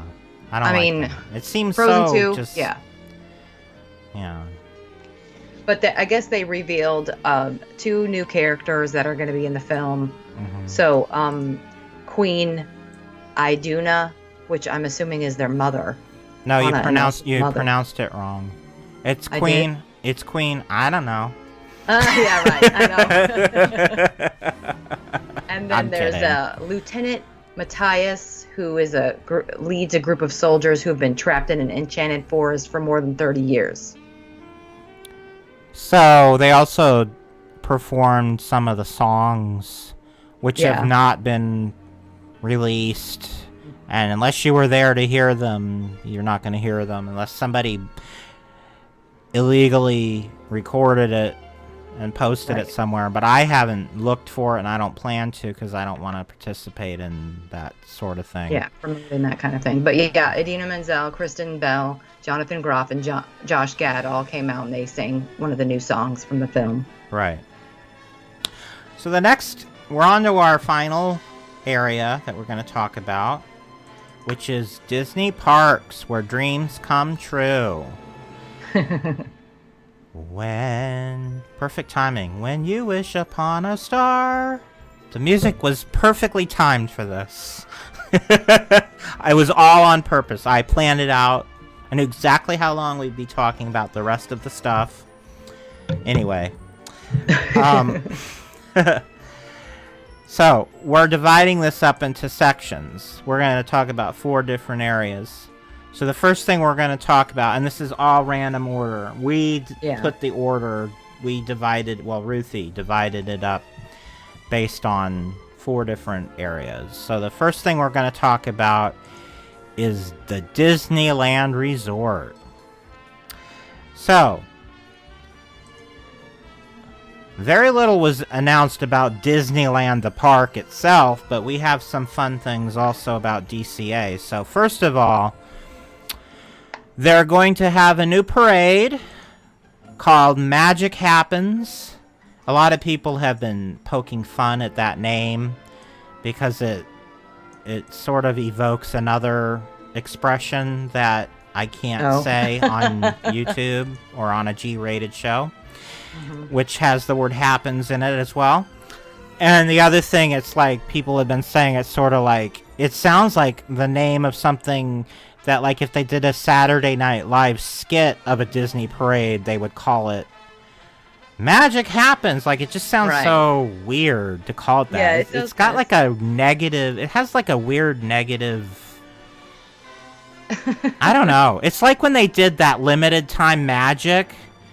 I had like, now we're used to that, but when they first announced they were going to do that several years ago, it's like, that sounds so negative because shouldn't magic be all the time if you're going to say you're magic? Like, you can have magic, but only for a limited time. It's like, magic happens, you know, what are you going to do? Right, it does. You're right. I didn't really think about it until you're saying this, but you're right. It's like, it happens. Yeah. Like shrugging your shoulders. You know. Yeah. Whether you like it or not, magic happens. Right. You can't stop it. Yeah. Anyway, I don't know who came up with that and how it got approved. Anyway. Right. People will get used to it and stop complaining eventually. Okay. So this is going to open next spring. And it's basically going to be, I mean, from the artwork and everything, it just looks like every other Disney parade. There's nothing I'm seeing that is it. I mean, it's beautiful and it'll be nice, and you know, all Disney parades are, but there's nothing that is all that. I'm not being wowed from what I've seen so far. It just seems very generic. Incorporating like Moana and Coco, which Coco is huge at Disneyland, so people are gonna love that. But yeah, you're right. What's different about it? Yeah, I mean, they could incorporate whatever they want. It doesn't make it unique or whatever, you know. Yeah. Why didn't you incorporate, you know, something unexpected? The Rescuers. Something not as popular. Yeah, exactly. Or the Aristocats or something. Yeah. Mm-hmm. You know, there are people over 25 that go to your parks, Disney, that grew up with different movies. That's what Sleeping Beauty is supposed to be for. Yeah, but wait a minute. What about us? Because we grew up in the 70s and 80s. Where's our biscuit? Right. How come we're not being given any? It's like they skip over Generation X and everything. They you know, the 80s is the dark time in the Disney company, so. Well, there were good things from the 80s and from the 70s. I mean, Robin Hood. Show us some Robin Hood. Give some Robin Hood Aristocats love. was 1970, so. Yeah, Bedknobs and Broom. What if they did a whole Bedknobs and Broomstick segment? Oh, that People would be love awesome. that. Yeah. Oh my gosh, that would be awesome. Anyway, that being said, magic happens. It's gonna, it's, I guess Todrick Hall is involved with writing the song. Has a new song. Yeah. Yeah, and it's gonna be, I guarantee it's gonna be like this totally pop song that doesn't even evoke Disney at all. They played the song apparently at the convention, but I haven't heard it. Yeah, I didn't hear it either, but Jordan Fisher performed it there. Yeah. So, I mean, enough with the pop music, Disney. I actually I took it down after a while because nobody seemed to care about my ranting, but I put a rant online the other day on Facebook about how annoying it is when Disney does different promotional things, like on their, you know, the Disney Parks blog channel on YouTube, and they play like this generic commercial music that you could just buy, anybody can buy, and there's just, remember the days of the monorail song when Disney wrote their own original music for their promotional materials, and it completely evoked a sense of Disney, and it didn't involve electric guitars and ukulele. So anyway, I don't know if you saw that when I posted that, Ruthie, but the same thing with their parades and their things. It's like all this pop music. Enough with it already. The thing too is, so, you know, this Magic Happens parade is supposed to replace the Soundsational parade. Yeah. Which the Soundsational was something different and something unique. And exactly. I know, and it's a lot of people their favorite parade, their daytime parade. Yeah. And it ran for a long time, and traditionally Disney parades have never run as long as they do now. I mean, they used to run for 1 year, and then every year was a new parade. So that, I really can't take issue with that. But don't replace something that's wonderful with something less wonderful, or something just more. This just seems very safe. Yeah. Like, it doesn't seem like anything. They're not taking any risks. They're not pushing any boundaries. It just seems like the other thing is generic. They have a park that is doing parades to the most exceptional way, which is the Tokyo parks. Yeah. Why don't they just copy that? I don't understand that at all. I don't understand. Tokyo hits it out of the park with their live entertainment. I don't understand why they can't do that in the States. Because their whole you're thinking, well, because Disney doesn't have to pay for it there. Well, Disney has more money than, you know, any corporation should have. They have enough money to invest and do those sort of, and for what they charge for their parks, that should be expected. That level of entertainment, yes. Yeah. I mean, and obviously they budgeted for a new parade at Disneyland. So just literally they could just take one of the parades that have ran at Tokyo and just move it to Disneyland. Yeah, they did that with the one from Hong Kong, the nighttime light magic, or not light magic, whatever it's called. The parade they ran for a year, and then it's been in storage, and they decided to play the electrical parade instead. That I don't understand either. I have no problem with the electrical parade, but why do they put this other parade on hiatus for it ran for like a year in 2015 for the 60th anniversary, and it hasn't, I don't know what happened. They did bring it back to DCA. I'm blanking on the name, but I know which one you're talking about. It's a good one. It's a good parade. Yeah. Anyway, so the other thing they talked about for Disneyland, we already knew this was happening, but they gave out more details. And they presented the new facade for the attraction. And this is Mickey and Minnie's Runaway Railway, which is opening next year in Florida and will be opening in 2022 in California. Now, this is good news for Toontown because now we know Toontown is safe. And we also know that Roger Rabbit attraction is safe because this is not going to take over that space. This is going to be a completely separate additional attraction. I feel like Toontown needs an additional attraction, and so I'm glad this is happening. And I think this will only have a positive effect on Toontown as a whole. So I have no problem with this. I welcome this. I'm excited about it. I think it'll be a terrific addition to Toontown. So don't let it ever be said that I am opposed to change. I can welcome change, and this is the type of change I like to see, where you're not taking away something, you're adding. So I'm happy about this, and I love the new facade, and I think it's adorable. And they're calling it the Capitoon. El Capitan. El Capitan, sort of spoofing on the theater that Disney owns on Hollywood Boulevard. So, yeah, I'm happy about this, and I think it'll be a fun attraction. And I actually enjoy the new Mickey shorts, and I don't have a problem with them doing it in that style, because, it'll just be something different, Not everything has to be based on the traditional Mickey. I'm okay with that.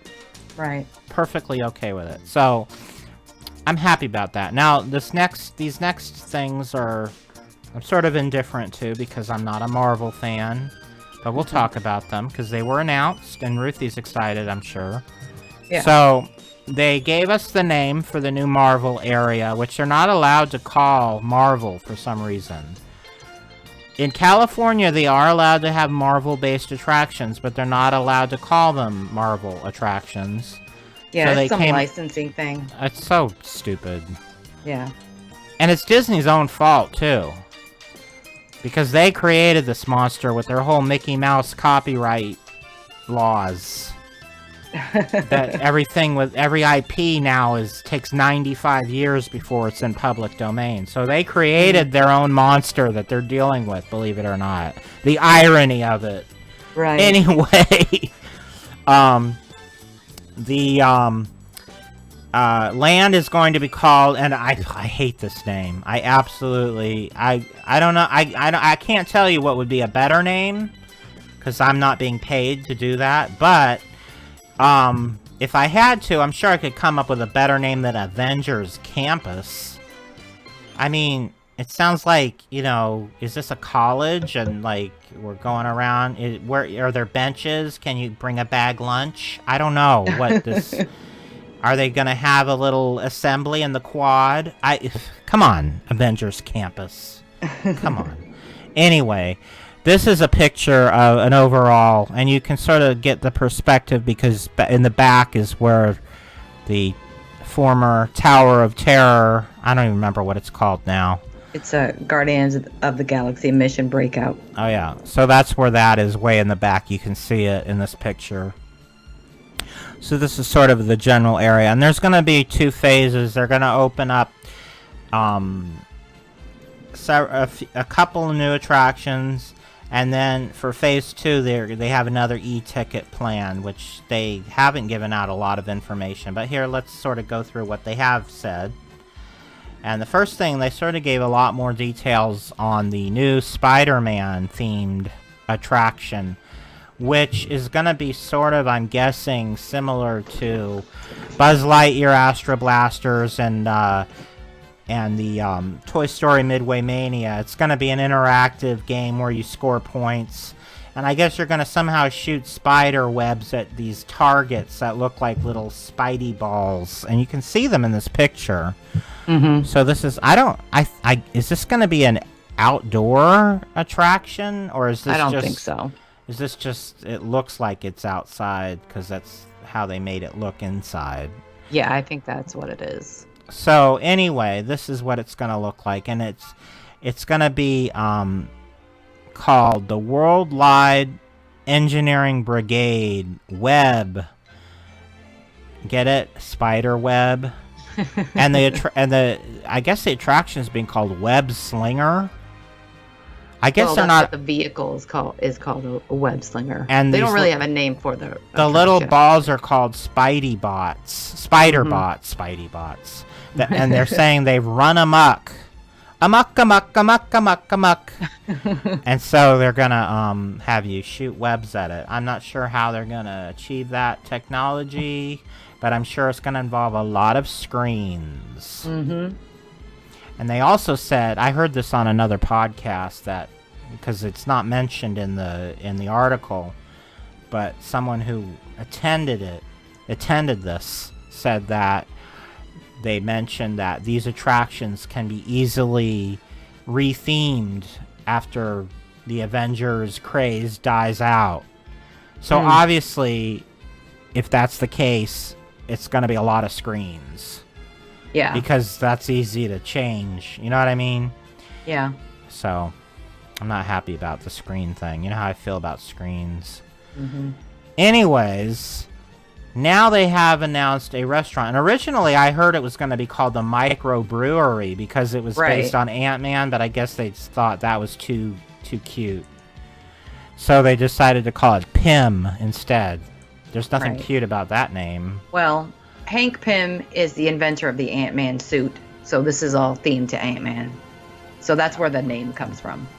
So this is going to have, like, not only giant food, but tiny food. It's going to be all about shrinking and growing and making things big and small. It sounds sort of like Babes in Toyland to me. They should do a Babes in Toyland with the gun. the Gonzor... Not gun... You know, the inventor kid. Tommy Kirk invented. Right, yeah. That I could go for. The Babes in Toyland. They're not going to put that in Avengers Campus. Well, they're not going to put that anywhere because nobody knows what Babes, besides you and me, knows what Babes in Toyland is. And Brian probably knows, and that's about it. Yeah. Anyway, so then the other thing they talked about was the second e-ticket attraction, and I guess this is some concept artwork, and it sort of says to me that it's going to involve the classic Marvel characters, because I can see the Incredible Hulk, and I'm seeing Spider-Man in the back, and some other classic Marvel characters flying around. So Captain Marvel up there Captain at the top. Marvel, and I guess they're fighting these sort of fly-like creatures, sort of insect-looking things. I can see the Flash up in the corner. Oh no, that's Iron Man. Oh, okay. He kind of looks... Well, the Flash is not Marvel, right? Right, that's DC. Oh, I thought they were going to get sued for a minute. No. Kind of looks like the Flash, though, doesn't it? That's Iron Man, yeah. They have like a similar coloring on their and he's kind of far away, so you can't tell. So anyway, this is Phase 2. They haven't named the attraction. We don't know anything about it, except for it's going to be set in Wakanda, which is where Black Panther is set, right? Yes. And it's gonna have a Quinjet, and you'll fly along with the Avengers. So, who knows? So, to me, this sounds like a Marvel version of Star Tours, which I am fine with. I am perfectly fine with. The one thing about this overall, like, Avengers Campus thing is, which, you know, I like it. I like the idea that they're able to put Marvel in, you know, the theme parks in California, but they are going to be taking out some beloved sections of DCA that I like, such as the animation building and the, I mean, I'm assuming, I don't know for sure, but I'm assuming they're going to take out the Monsters, Inc. Like Dark Ride as well, which is one of my favorites. So, you know, it doesn't make any sense because Monsters is such a popular thing. Right. I don't understand. I hope that if they do... I don't understand the whole Marvel thing in a Disney park. I don't understand it.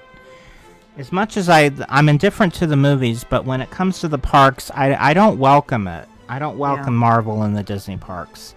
If they want to do Marvel, create a separate park for it. Don't ruin an existing park. That's the thing. I'm fine with it being in the parks, but what they should have done was a third gate with Marvel and Star Wars. Right. So.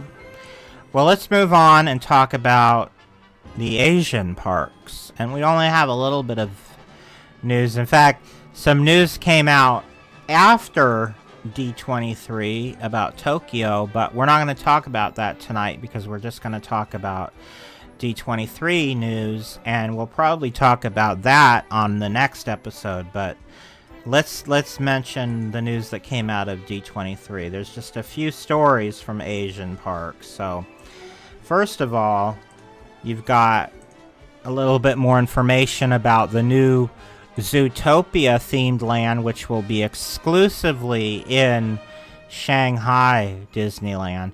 And I feel this needs to be an Animal Kingdom also. I really feel like they need to replace that whole conservation station or something. As much as I feel like that is important, it takes up more space than it needs to. And they definitely have room to add something else in that, keep that building, but add other stuff. I don't know. Yeah. Seems like a lot of empty space that's not being used in Animal Kingdom. Anyway, so they talked about some of the merchandise and dining options, and they really didn't say much other than they just sort of reminded us that this is happening, because we already knew this,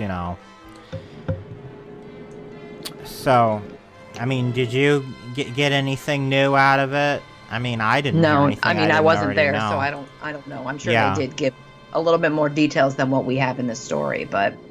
Now, they also talked about Hong Kong Disneyland and the fact that they're remodeling the castle. And basically what they're doing is they're keeping the original castle, because if you look closely at this image, you can see the original castle is still all there. Which was based on the castle at Disneyland. Yeah, they're just widening it, and they're adding more towers on the top of it. So again, they went on and on about this whole thing where they're going to add little embellishments all over the castle that represent, because this castle is going to represent all the princesses. It's not going to be called Sleeping Beauty Castle anymore. And it's going to be the Castle of Magical Dreams, and it'll honor 13 Disney heroines. So it's going to have, like, how on the tops of the towers they have little weather vanes and different little things at the top in gold. So they're going to have one that's like Snow White's apple and Cinderella's coach and Belle's rose. But I had already heard all this. This was not news. They had already let that be known when they first announced the new castle. And then this is new, but I mean, obviously, they're going to have a new Bibbidi Bobbidi boutique in the castle. Now that it's bigger, they can fit that inside the castle. And I mean, obviously, every opportunity to take money from people, they'll grab on. So the next thing which is new information, we didn't know this before, is in addition to the indoor dark ride in the new Hong Kong Disneyland Frozen Land, they're going to have a thrill ride, like a kiddie thrill ride, where you're on a family-friendly roller coaster. Called Wandering Oaken Sliding Sleigh, and it's gonna basically, to me, it looks like the same thing as the Seven Dwarfs Mine Coaster in Florida. It's sort of like it's sort of a combination of the Matterhorn and Seven Dwarfs Mine Train. Yeah. Because it really does look like that. Yeah, I mean, even the picture. I mean, the vehicles look exactly like the Matterhorn. Yeah. And there's snow. And then the track looks like Seven Dwarfs Mine Train. Yeah, and it's got it's got the same type of foliage and a little cottage nearby. So, and a grass on the roof. It looks very Bavarian, very German. Yeah. I know it takes place in Northern Europe, but Norway or whatever. yeah, but same idea. So I Right. mean, this I'm fine with. I have no problem with this. If they like took out It's a Small World, and to put this in, I'd have a major problem. But when they add stuff without taking stuff away, it doesn't bother me. Right. It's fine. Yeah. Yeah. So, now we're going to talk about Disney experiences. So this is going to include anything that doesn't have to do with the Asian parks, the Disneyland Resort, or specifically Epcot, because we have a whole segment about Epcot. So anything that sort of falls between the cracks on those other three topics, we're going to cover under what we're calling Disney experiences. And that's not our verbiage, that's Disney's verbiage. They love to... Experiences! Yay! Which is corporate talk for, everything else. Yeah. So, Cirque du Soleil, the popular show at Disney Springs and at Disney Village Marketplace and at Disney, that show's been there longer. The area's gone through 3 name changes, and that show has been there. Right. It was Disney Village Marketplace and Downtown Disney, and now Disney Springs. And Cirque du Soleil has survived it all. But they did redo the theater. This is a picture of the new theater, what it's going to look like when it's finished, and I think it's already finished, and when they're currently in production on a brand new show, and that was the announcement they made, what the new show is going to be. And it's going to be themed to Disney, but done in a Cirque du Soleil style. And this definitely appeals to me, because this does not sound like the typical, Disney show based on, the latest trend of what, Disney people who aren't true Disney fans are paying money for. You know what I mean? It's like, this seems like it's much more based on Disney as a feeling, as a celebration, as an overall just... Especially like because honoring the whole the whole company, and it's like the things that it's done with animation and stuff. Right, and I mean, because this show has been developed with Walt Disney Imagineering, Walt Disney Animation Studios, and they're also partnering with the Disney Family Museum. So this says to me this is going to be a classy show. This isn't going to be some rinky-dink fireworks show where they, where they have Let It Go play every 5 minutes. This is going to be something, very, very well produced, and right. I'm sort of looking forward to it. I'm not a huge Cirque du Soleil fan. It always seemed a little too highbrow for my taste, a little too conceptual for my taste. But I think I might make an exception for this, because I think that this might be a good marriage of those two things. Yeah. So we'll see. Yeah, I've never seen Cirque du Soleil, so I mean, this is seen definitely up my alley. I haven't seen Cirque du Soleil in person, but I've seen it on TV, and I know what it is. It's got a lot of ballet-esque type stuff, and it's very European acrobatics and stuff like that. And it's very like snooty and highbrow and quote unquote classy. And I've never been a fan of that type of entertainment. So, but we'll see. We'll see. Yeah, we'll see. And my stepmother is actually a ballerina, and she would take me to some of her performances, and I tried to be supportive, but it's just not my thing. I just can't get into it. I don't understand it. It's something that kind of goes over my head. Anyway, that being said, Target is getting a new section in 25 stores nationwide. And it's being called a store within a store. The quote-unquote shop in shop. So they're going to have a whole section within Target that's entirely a little mini Disney store. It's going to carry a lot of items that have never been available outside of Disney retail locations. So, in other words, outside of Disney parks or Disney stores in malls. I really feel that they're going to start phasing out the Disney store entirely. It's already been happening because malls are on the decline in general. And a lot of stores that have, been in malls are going out of business. Yeah. So I think Disney... Disney... it's also easier for them to just sell the stuff online. It's easier to do that, but I think that Target is one of those stores that people still go to because it has things that people need, like staples. And it's like a one-stop shop where you can get everything you need at one place. It's like a Walmart. It's a little bit nicer than a Walmart. Yeah. Yeah, and it's got, things you don't want to order online because you need them right away. Like you need toothpaste, you need a gallon of milk. So you go there because while you're getting your toothpaste and your gallon of milk, they also have this other stuff that's fun to look at. And, people go there just to have fun and go around and look at all the fun stuff they have. So I feel this is a good thing.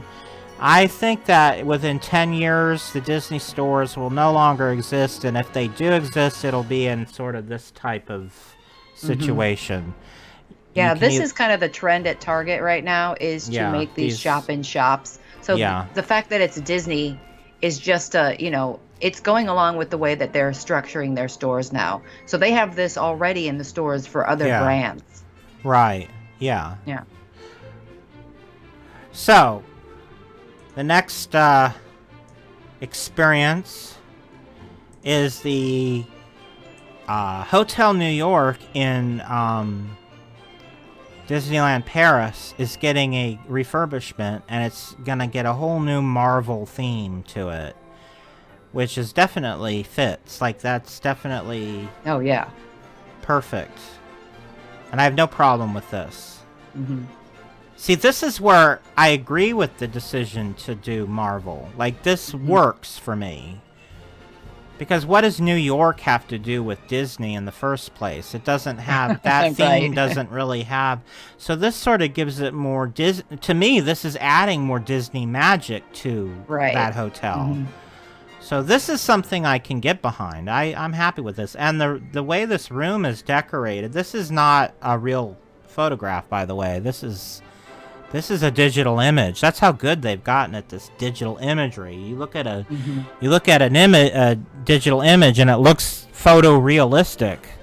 Right, but they actually went into this room. Yeah. So this is sort of what the rooms are going to look like, which looks like a lot of fun. They've got a big Spider-Man mural that sort of ties into the New York theme.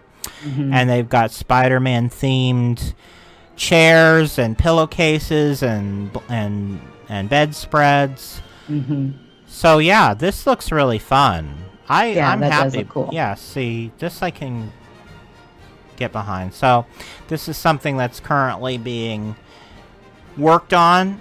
And I guess in the lobby area they're gonna have different Marvel things on display, sort of like how they do at the Disneyland Hotel in Anaheim. They in each tower they have like different Disney models and things in the lobby that you can look at. They're gonna art pieces. They're gonna they're saying they're gonna have over 300 pieces on display in the lobby. That's cool. Yeah, so that'll be fun. Yeah. So another thing they talked about is this new app for. It's gonna roll out, I guess, with the 50th anniversary of Walt Disney World in 2021.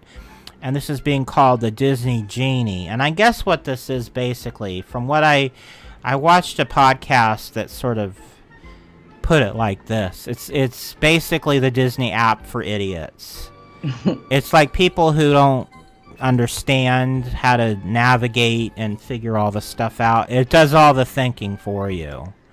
Because here's the thing, though. The reality is, when you're talking about Disney World, it is very complicated. It is. Plan everything. So this is supposed to help people. Yeah, because you just put in sort of your main objectives. Like, and then they have different categories that you can choose from. So, like, here's some examples. Like, if you want your itinerary geared to princesses, or thrill seekers, or foodies, or families. To put it bluntly, I don't want any of those. I don't know what I want. Can I choose, like, one of them be, like, classic Disney magic I know, or something? right? Maybe. Maybe they'll have that. They should. Because I'm not a thrill seeker. I love food, but I don't want to gear my whole trip around food. Right. I'm not a family person. Well, I love children, but I don't have any. Right. And I'm definitely not into...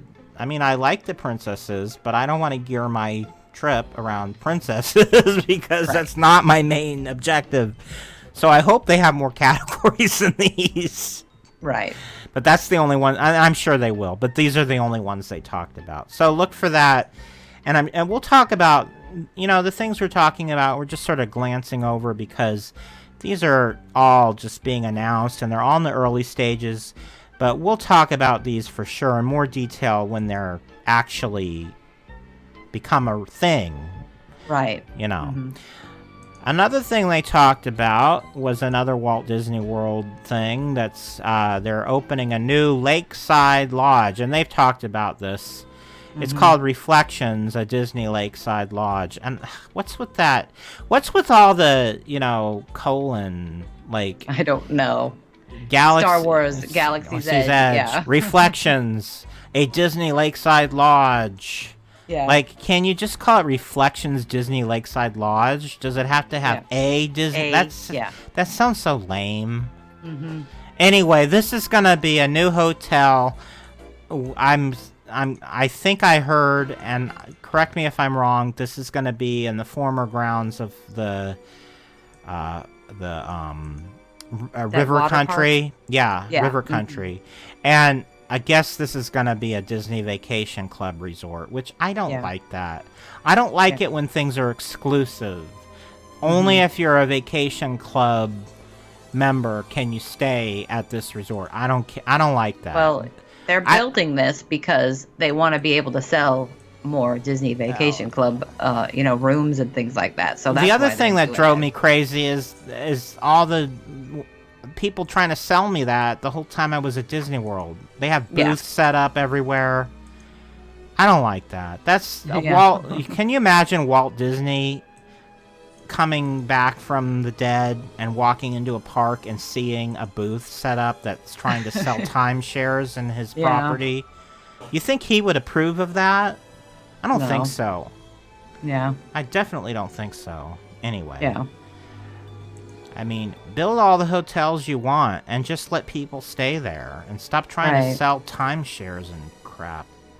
So cheesy. Anyway, enough negativity. Let's move on to the next item of business here, which is they gave out a lot more details about the new they've been calling it the Star Wars Hotel, but now its official name for the hotel is Star Wars Galactic Star Cruiser.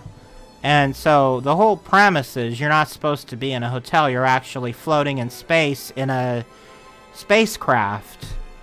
And it's a 2-day experience. And it's sort of, think of Westworld without the violence and things going wrong.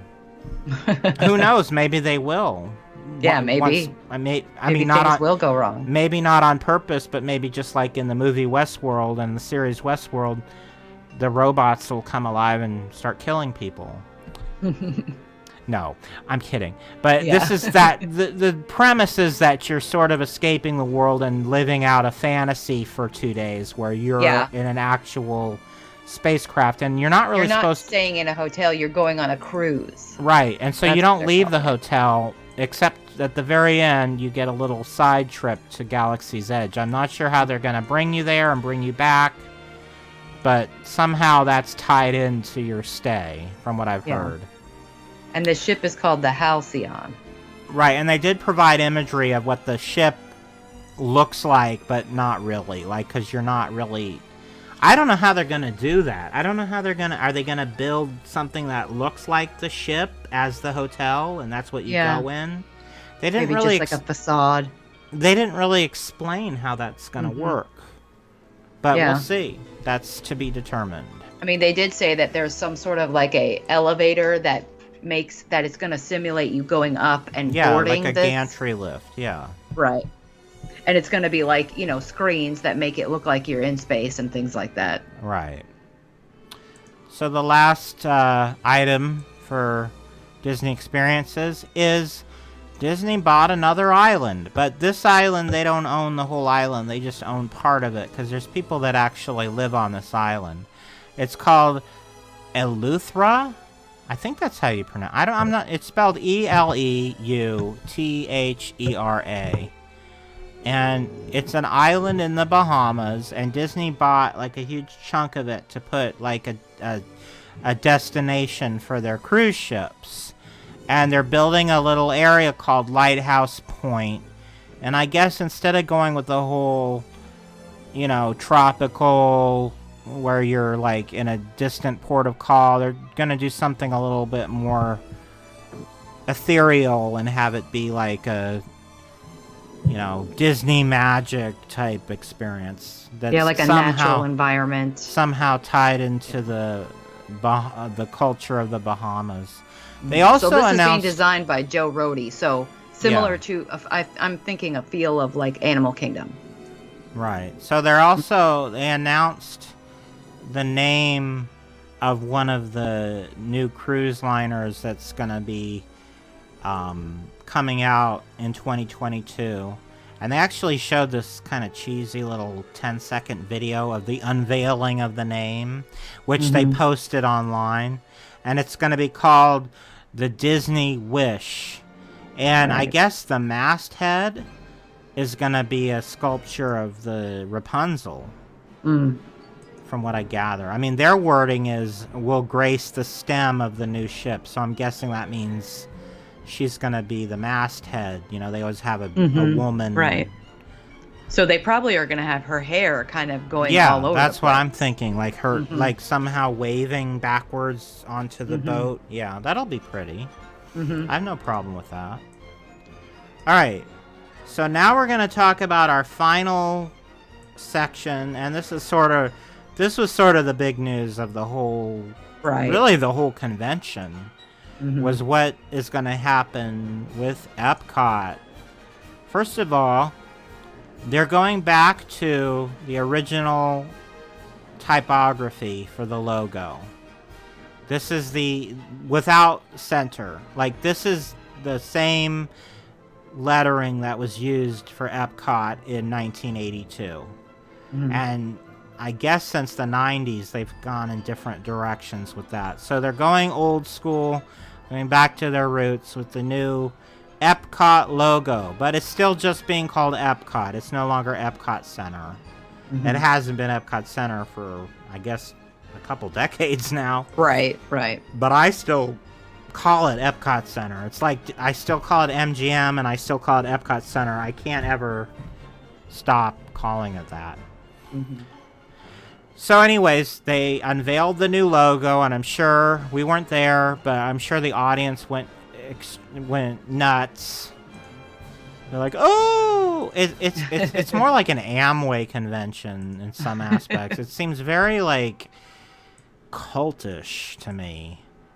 Like very, it's sort of creepy the way some people react to these things. Like they get so excited over nothing. It's like, oh, we're bringing back something that shouldn't have gone away in the first place. Yay! Yeah, well, at least they're bringing it back. So the other big news is they're sort of retheming and revamping and redoing the whole park. Like they're going in a whole new direction in many ways. One thing that people sort of got excited about was they had all of these really neat as a graphic designer, I salivated over these. Yeah. Beautiful posters, some representing classic attractions that no longer exist, and some representing current attractions, and some representing attractions coming soon. And there was one slot that they blocked out they said will be announced on Sunday or something like that. On two sections had that. Yeah. And so one of them was, well, we'll talk about that. I'm sure you all know by now that one of them was the Mary Poppins. I don't remember what the other one was, but it might have been the Mulan thing. But anyway, that was sort of fun for everybody at the convention, how it was sort of a surprise and they unveiled it. And the artwork sort of matched all the other posters that they had designed. So that was fun.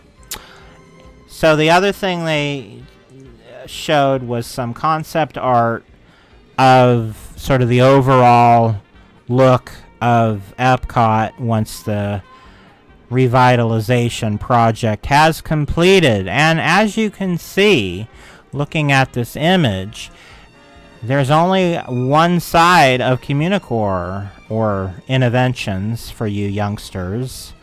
Used to be called Communicore. So they've completely removed one half of Communicore and added all this foliage and everything, and so people were very curious about that. So the next thing they showed was this very interesting unveiling, and this was a huge, nobody saw this coming.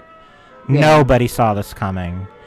So instead of having just 2 themed areas, now they're going to have 4 themed areas. One of them is staying the same, World Showcase, but they're dividing Future World into 3 segments, each sort of tying in with World Showcase, because they all begin with the word world.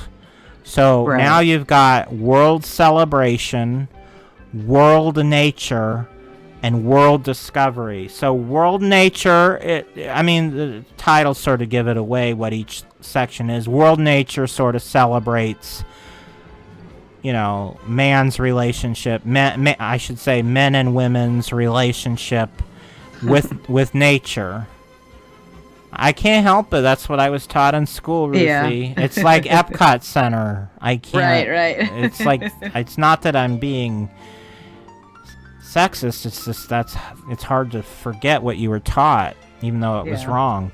So World Celebration is sort of like the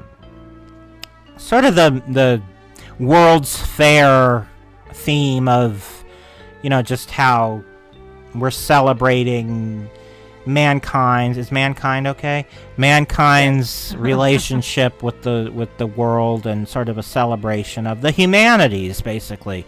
So then World Discovery is sort of based on science and travel and space and all that sort of stuff. So really nothing's changing. They're just giving it new names, because basically that's exactly what it is already anyway. Right. But I like this. I'm sort of cool with this. I like theming. I like it when they tie things together, and I feel like this it makes more sense. The changes that they're implementing now make more sense to me. Right. Than they did before. It seemed very random, and now it sort of seems like they have a master plan and it makes sense. Right. So I'm glad they sort of explained this. Now, the one thing that people are worried about, and Ruthie even mentioned this earlier, is they didn't talk about Journey into Imagination, and it does not really fit the theme of World Nature. This could be even though that's where it's located on the map right now. It could be that they're going to sort of annex World Celebration and have sort of Journey into Imagination sort of included in World Celebration, because that makes sense. It sort of fits into that, to me. Or it could be they're going to demolish it and put something else there. So those are really the 2 options, right? So people are worried about option B being what they're going to do. Because as much as we hate the current ride, we don't want to see the idea of that as a pavilion go away. We still want an Imagination Pavilion. We just want them to improve it. We don't want it to go away. We want them to bring back something more akin to the original attraction is what we want. They didn't say anything about it. And the fear is that the reason they didn't say anything is because they didn't want to have people booing at them at the convention. Right. Or it could be they just aren't ready to unveil it, so we really don't know. So why speculate at this point? Let's get on to what we do know. First, they talked about the changes coming to World Showcase. And somebody you may have heard of, Dick Van Dyke. Have you heard of him, Ruthie? I don't know. He came out, surprisingly. Nobody saw that coming.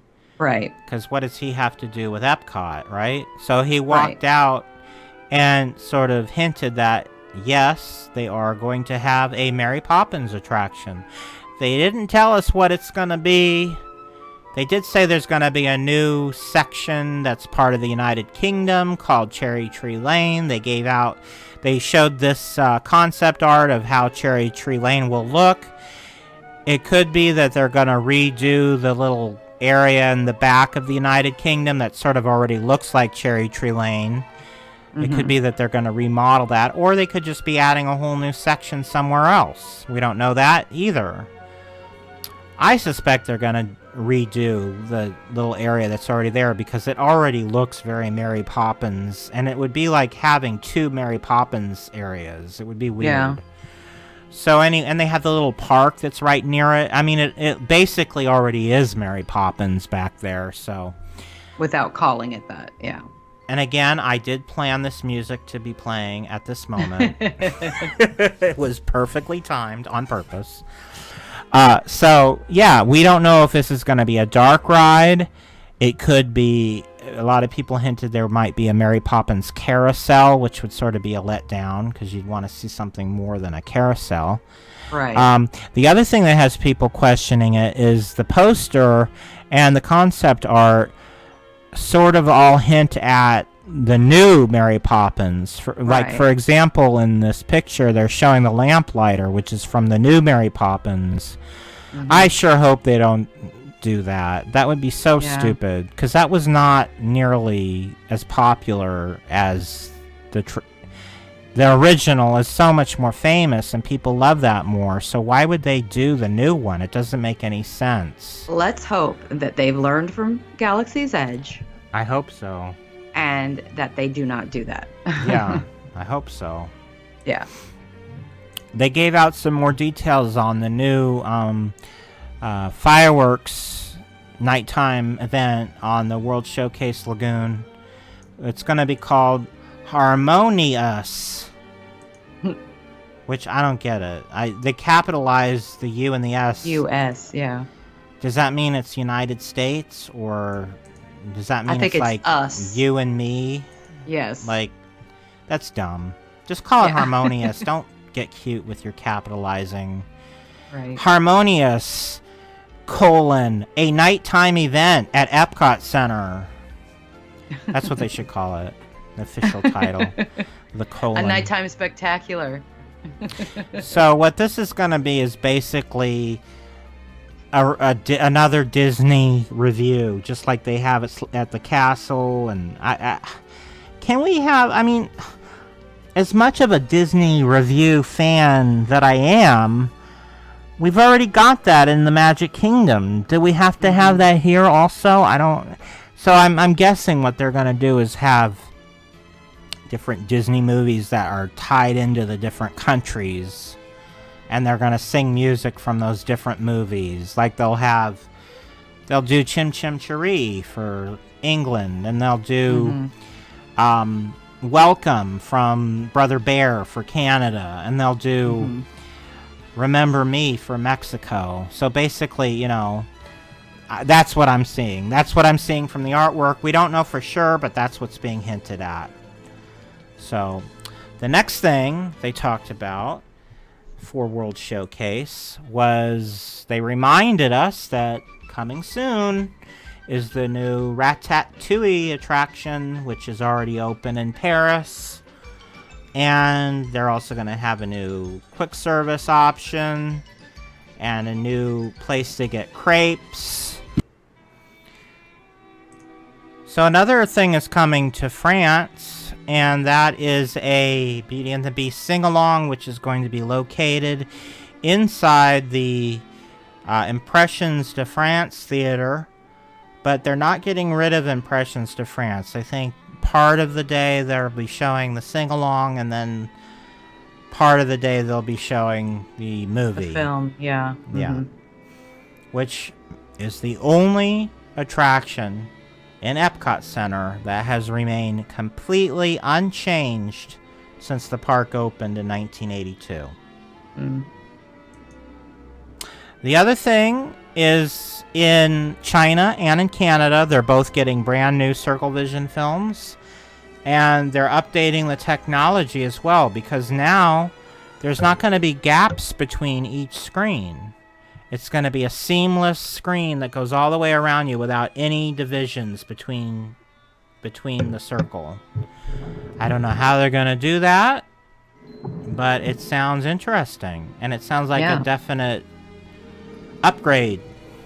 And I'm sure it'll be all digital and crisp and sharp and high def, and it'll be wonderful. I don't know if they're going to keep the song, Canada. Canada. Let's hope they keep it. Yeah. They'll probably get rid of Martin Short. He's already been in 2 incarnations of it, so he's probably sick of being involved at this point. He probably doesn't want to do it at this point. So let's move on to what formerly was known as Future World, and we'll talk about the changes coming to each of the new sections. The first section being World Celebration. So, Spaceship Earth is going to get some sort of I guess they're going to put some sort of fun lighting on it so that it glows and does different colors. And they're completely redoing the whole entrance area. They're adding the original fountain back in. That's going to have some sort of a special lighting technology that the original didn't have. It's going to have some sort of a laser effect, and it's going to be really interesting. They're probably going to do some sort of a show with the fountain and Spaceship Earth, similar to what they do on the Tree of Life at Animal Kingdom. Right, and they're also going to have they're going to completely redo the inside of Spaceship Earth. It's probably going to be mostly the same, but it's going to have a new script and probably a new narrator, and I suspect they're going to redo the ending. After the part where they have that screen come up and they're like, doo-doo-doo-doo-doo, it's cartoon time. Like, it completely takes away from the whole experience. I hate that part. They'll probably as long fix as they that. keep the audio animatronics, I'm fine. I'm sure I'm 99.9% sure none of that will change. It'll have new music, it'll have new narration, it'll get spruced up, but they'll probably keep everything. There would be people would go and Disney would be banned. People would stop going to Epcot if they literally, people would boycott Epcot if they took out Spaceship Earth as it is now completely. Like, if they took out the animatronics, the fan community would just go nuts. It would be the worst decision Disney ever did. That would be. Yeah. It would be worse than Mr. Toad times 12. Right. Well, that's the only one left from the original Epcot, like with the audio animatronics, so we need to keep that. So they're going to add a new pavilion behind Spaceship Earth, and it's going to be called the... they didn't say what it was going to be. I thought they did. But this is going to be a place where they sort of host the special events. It'll be like the new festival center, basically, which is what they're using the old Life and Health building for. And so it'll sort of be the centerpiece of all the different festivals, and it sort of has the look of the 64 World's Fair in a way. So people are sort of excited about this new building. And then, of course, they're redoing the whole entrance, and they've already taken out all those gravestones, whatever they're called. Yeah. They've already been removed, and they're going to completely redo the whole entrance so that it's more like what it was in 1982. Behind Spaceship Earth, they're going to add a new statue of Walt Disney. This area is going to be called the Dreamer's Point. And he's going to be looking out towards World Showcase. And it's sort of supposed to represent Walt, like, overseeing his dream or something to that effect. A little controversial with people because Walt Disney never envisioned this version of Epcot. This was not his dream. A lot of people were very quick to point that out. Right. And I also was very quick to point out how close it looks like Rodin's The Thinker statue, which I thought was hysterical. That famous statue, you know? Yeah. So, anyway, let's move on to World of Nature. I think they should call it World of. It sounds better to me. Uh-huh. World of Nature. This is sort of an overview of what it's going to look like. So they're getting rid of the whole Communicore. I guess that would be east, right? And they're keeping, or is it west? I'm not sure. I don't know which direction is which. So I guess this is south, because Epcot's facing south. Mm. So this is north. So if we flip north, so south. it is west. Okay. I can't think upside down. So the big thing they announced that nobody saw coming was they're going to have a whole new walkthrough based on the movie Mulan, which I have no idea what has anything to do with Epcot. If anything, this belongs in Adventureland or in Animal Kingdom. To me, this doesn't... I don't get it. I don't understand why this is going... I understand that they want to have natural and stuff, but why are you theming it to a movie about Polynesia? I don't get right. Also, they're referring to this as an attraction, and it's not an attraction. It's to a me, walkthrough. It's just going to be like water play. So it's going to be like, you know how they have like the water bouncing in front of like the Imagination Pavilion? Yeah. Kind of just jumps and stuff. That's to me is going to be what it's And that's another reason why people are fearing that they're planning on getting rid of Journey into Imagination, because this could be replacing the existing fountains that are there now. Mm-hmm. So people are freaking out about that. Right. So the only other thing they talked about that they are going to add to this new World Nature area is the film that they've announced over a year ago, I think. Right. Which still hasn't... It's been a while. Yeah, and it's just a film to replace what was the Circle of Life film before in that same Symbiosis theater. The original show was called Symbiosis. Mm-hmm. It was so boring. I mean, I don't say that about much at Disney World. I'm pretty accepting of edutainment, but this was just like watching the Discovery Channel. It was just like, ugh. I mean, there's a time and a place for Discovery Channel, but not Disney. That's not what you're there. So I'm hoping this will be a little more exciting than the original. It looks like it will be, but we'll.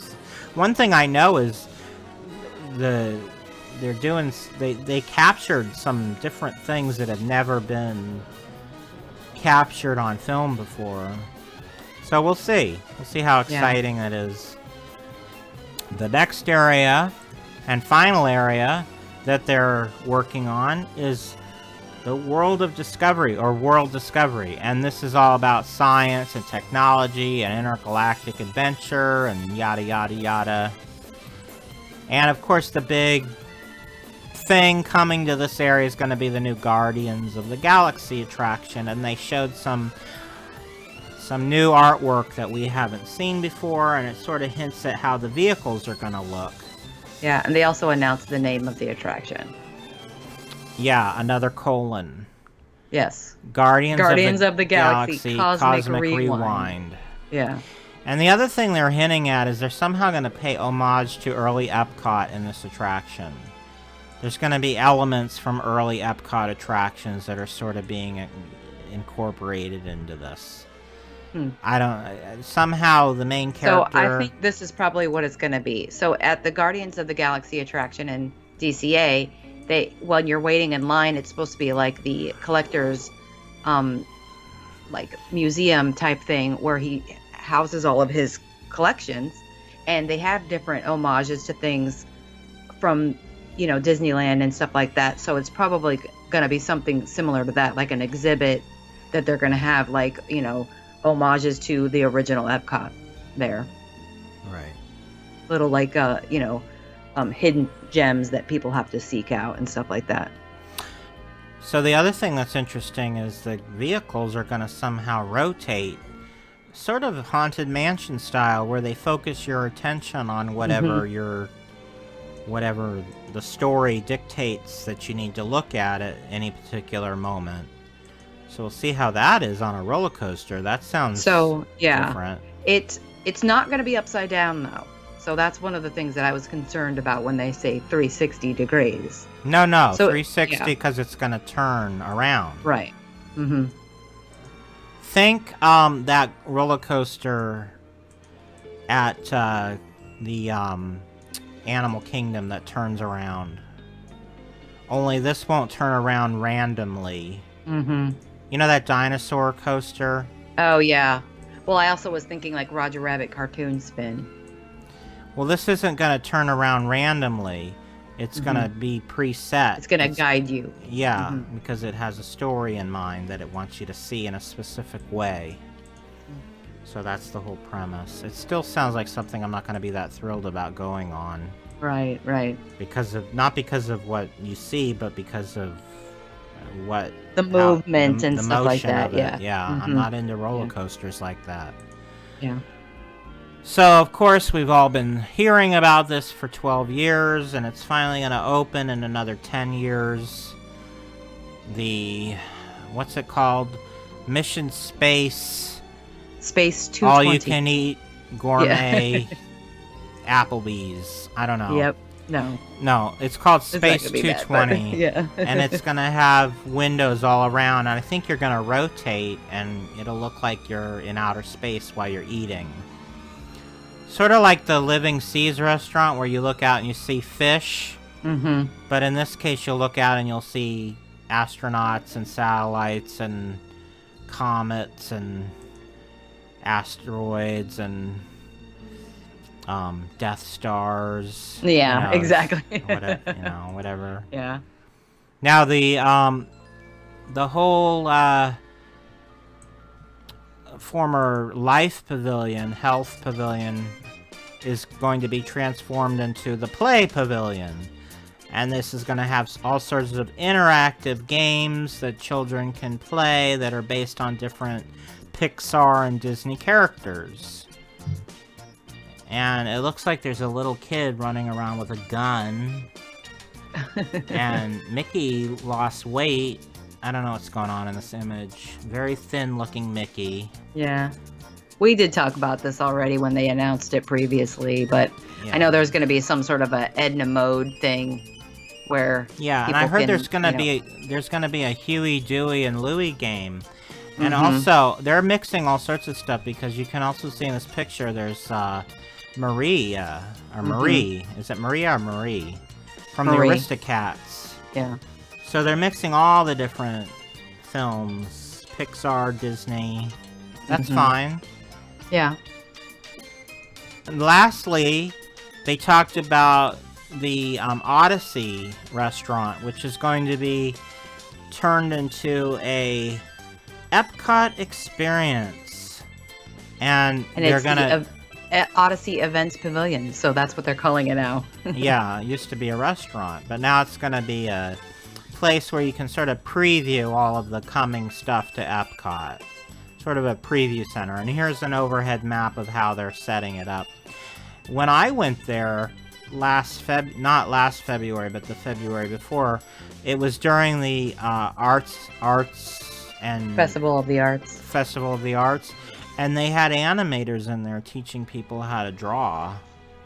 And they had a little area where you could buy books, based on Disney animation, like coffee table books, and they had posters and things. It was really nice. It was nice to be able to go back in there again, because for years it was closed. Yeah.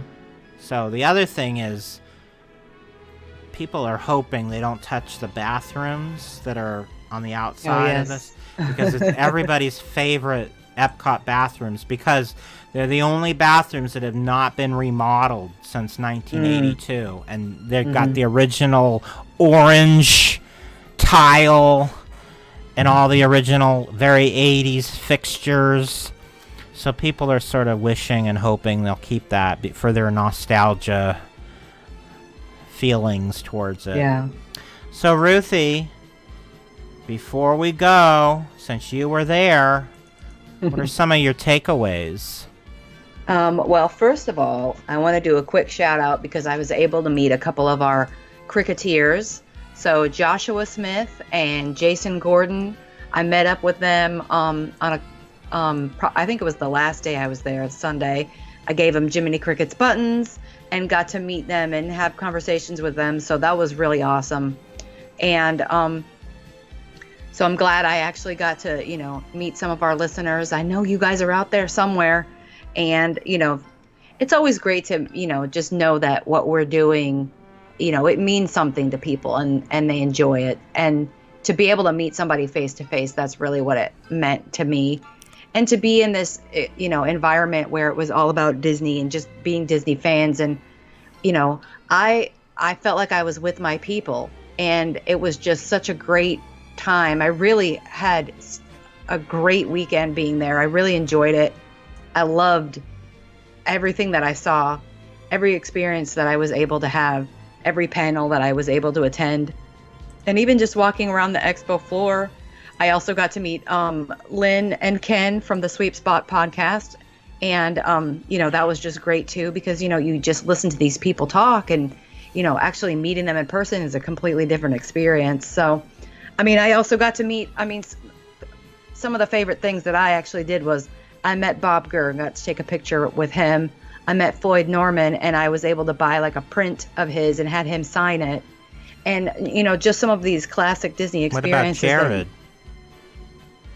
Oh, yes. I met Jared as well. I took a picture with Jared. I gave him a Jiminy Crickets button. Jared Mariamu, who's one of my favorite Disney artists. And so, just all of this stuff, like you're all able to do all of this in one weekend in this one convention center. You can have basically any Disney experience that you want, and you can create it how you want. You can stand in the line of the panels that you want that are the most interesting to you. So if it is these big panels, you know what you're getting into, but you don't have to do those big panels to still have fun, which is basically what I did, minus the Disney Plus panel, because I did that. But that was in the evening, so I was able to actually get in the line. Had a decent time. I didn't have to sleep overnight or anything for that panel. Right. And I'm glad I was able to experience it, because it is a fun experience being in this room with 7,000 people hearing all of this news for the first time. And, Chris says it's kind of like an Amway convention, and it kind of is. And it literally is like a big commercial for all of this stuff. Pep rally. But this is stuff that you guys care about. You're a Disney fan. You want to know about this stuff. So, that's the difference, is you are already invested in this information and you want to know more. So I just really enjoyed it. And even though there was some, I guess kind of possibly negative experiences before I actually got there with the reservation system and things like that, and the way that certain things went down beforehand. But when I actually got to the expo and I was there, I just really enjoyed every moment of it. And so I definitely would go back, and and I hope that if I'm able to go back in 2 years, in what would that be, 2021, that our podcast would be bigger and I'd be able to meet even more fans. So I just thanks for the people that I got to meet, and thanks for listening to us, and I hope to meet you guys more in the future. So that is our very long trip report, or not trip report, but sort of book report on D23. News report, yeah. Yeah. So, Ruthie, where can everybody find Jiminy Crickets on the web? You can listen to all of our past shows, including audio versions of Dateline Jiminy Crickets, on our website, jcricketpodcast.blogspot.com.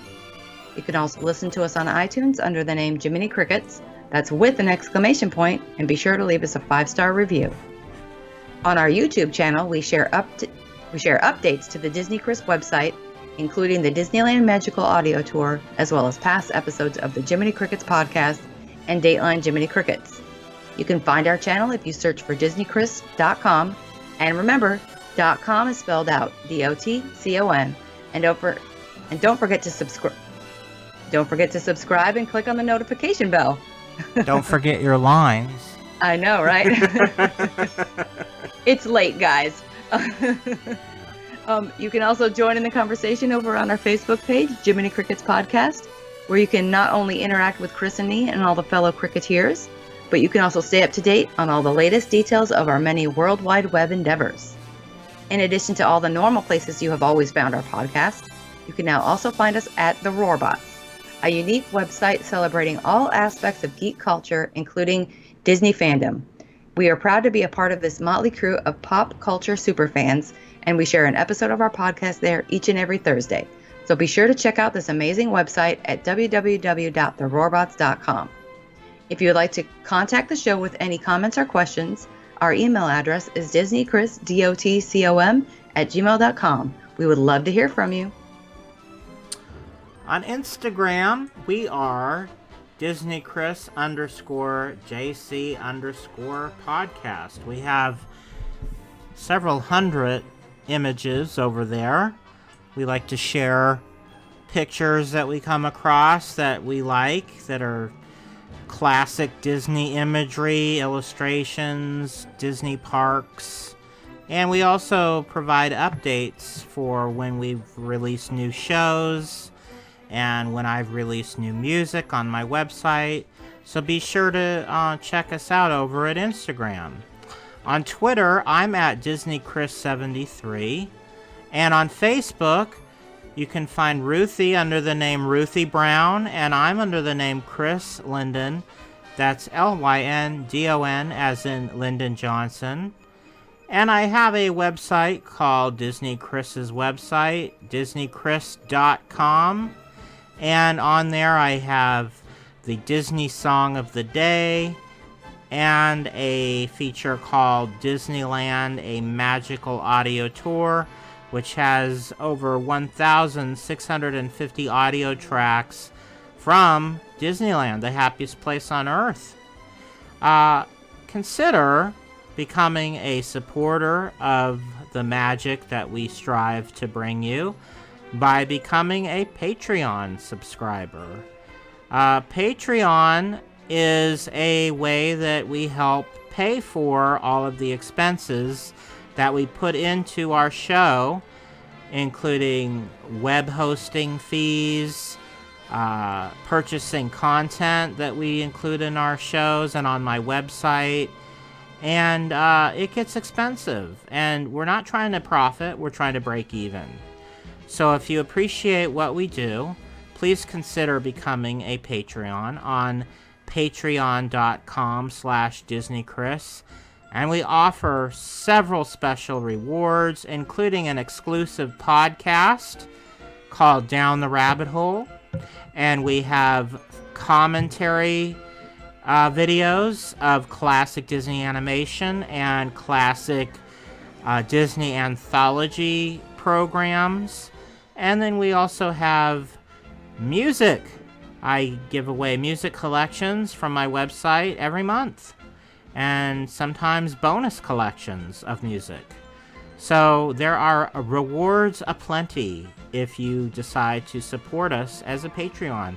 And if you prefer to use PayPal, you can do a one-time donation, or you can also do a recurring donation. And if you choose to do a recurring donation, we offer the same rewards as Patreon. So just visit my website, DisneyChris.com, and click on the link Donate, and it'll take you to all the donation options. That's disneychris.com/donate.html. So, Ruthie, do you have any final words for this week? As usual, to quote Walt Disney, laughter is timeless, imagination has no age, dreams are forever. And always let your conscience be your guide. Now it's time to say goodbye to all our company. M-I-C. See you real soon. K-E-Y. Why? Because we like you. M-O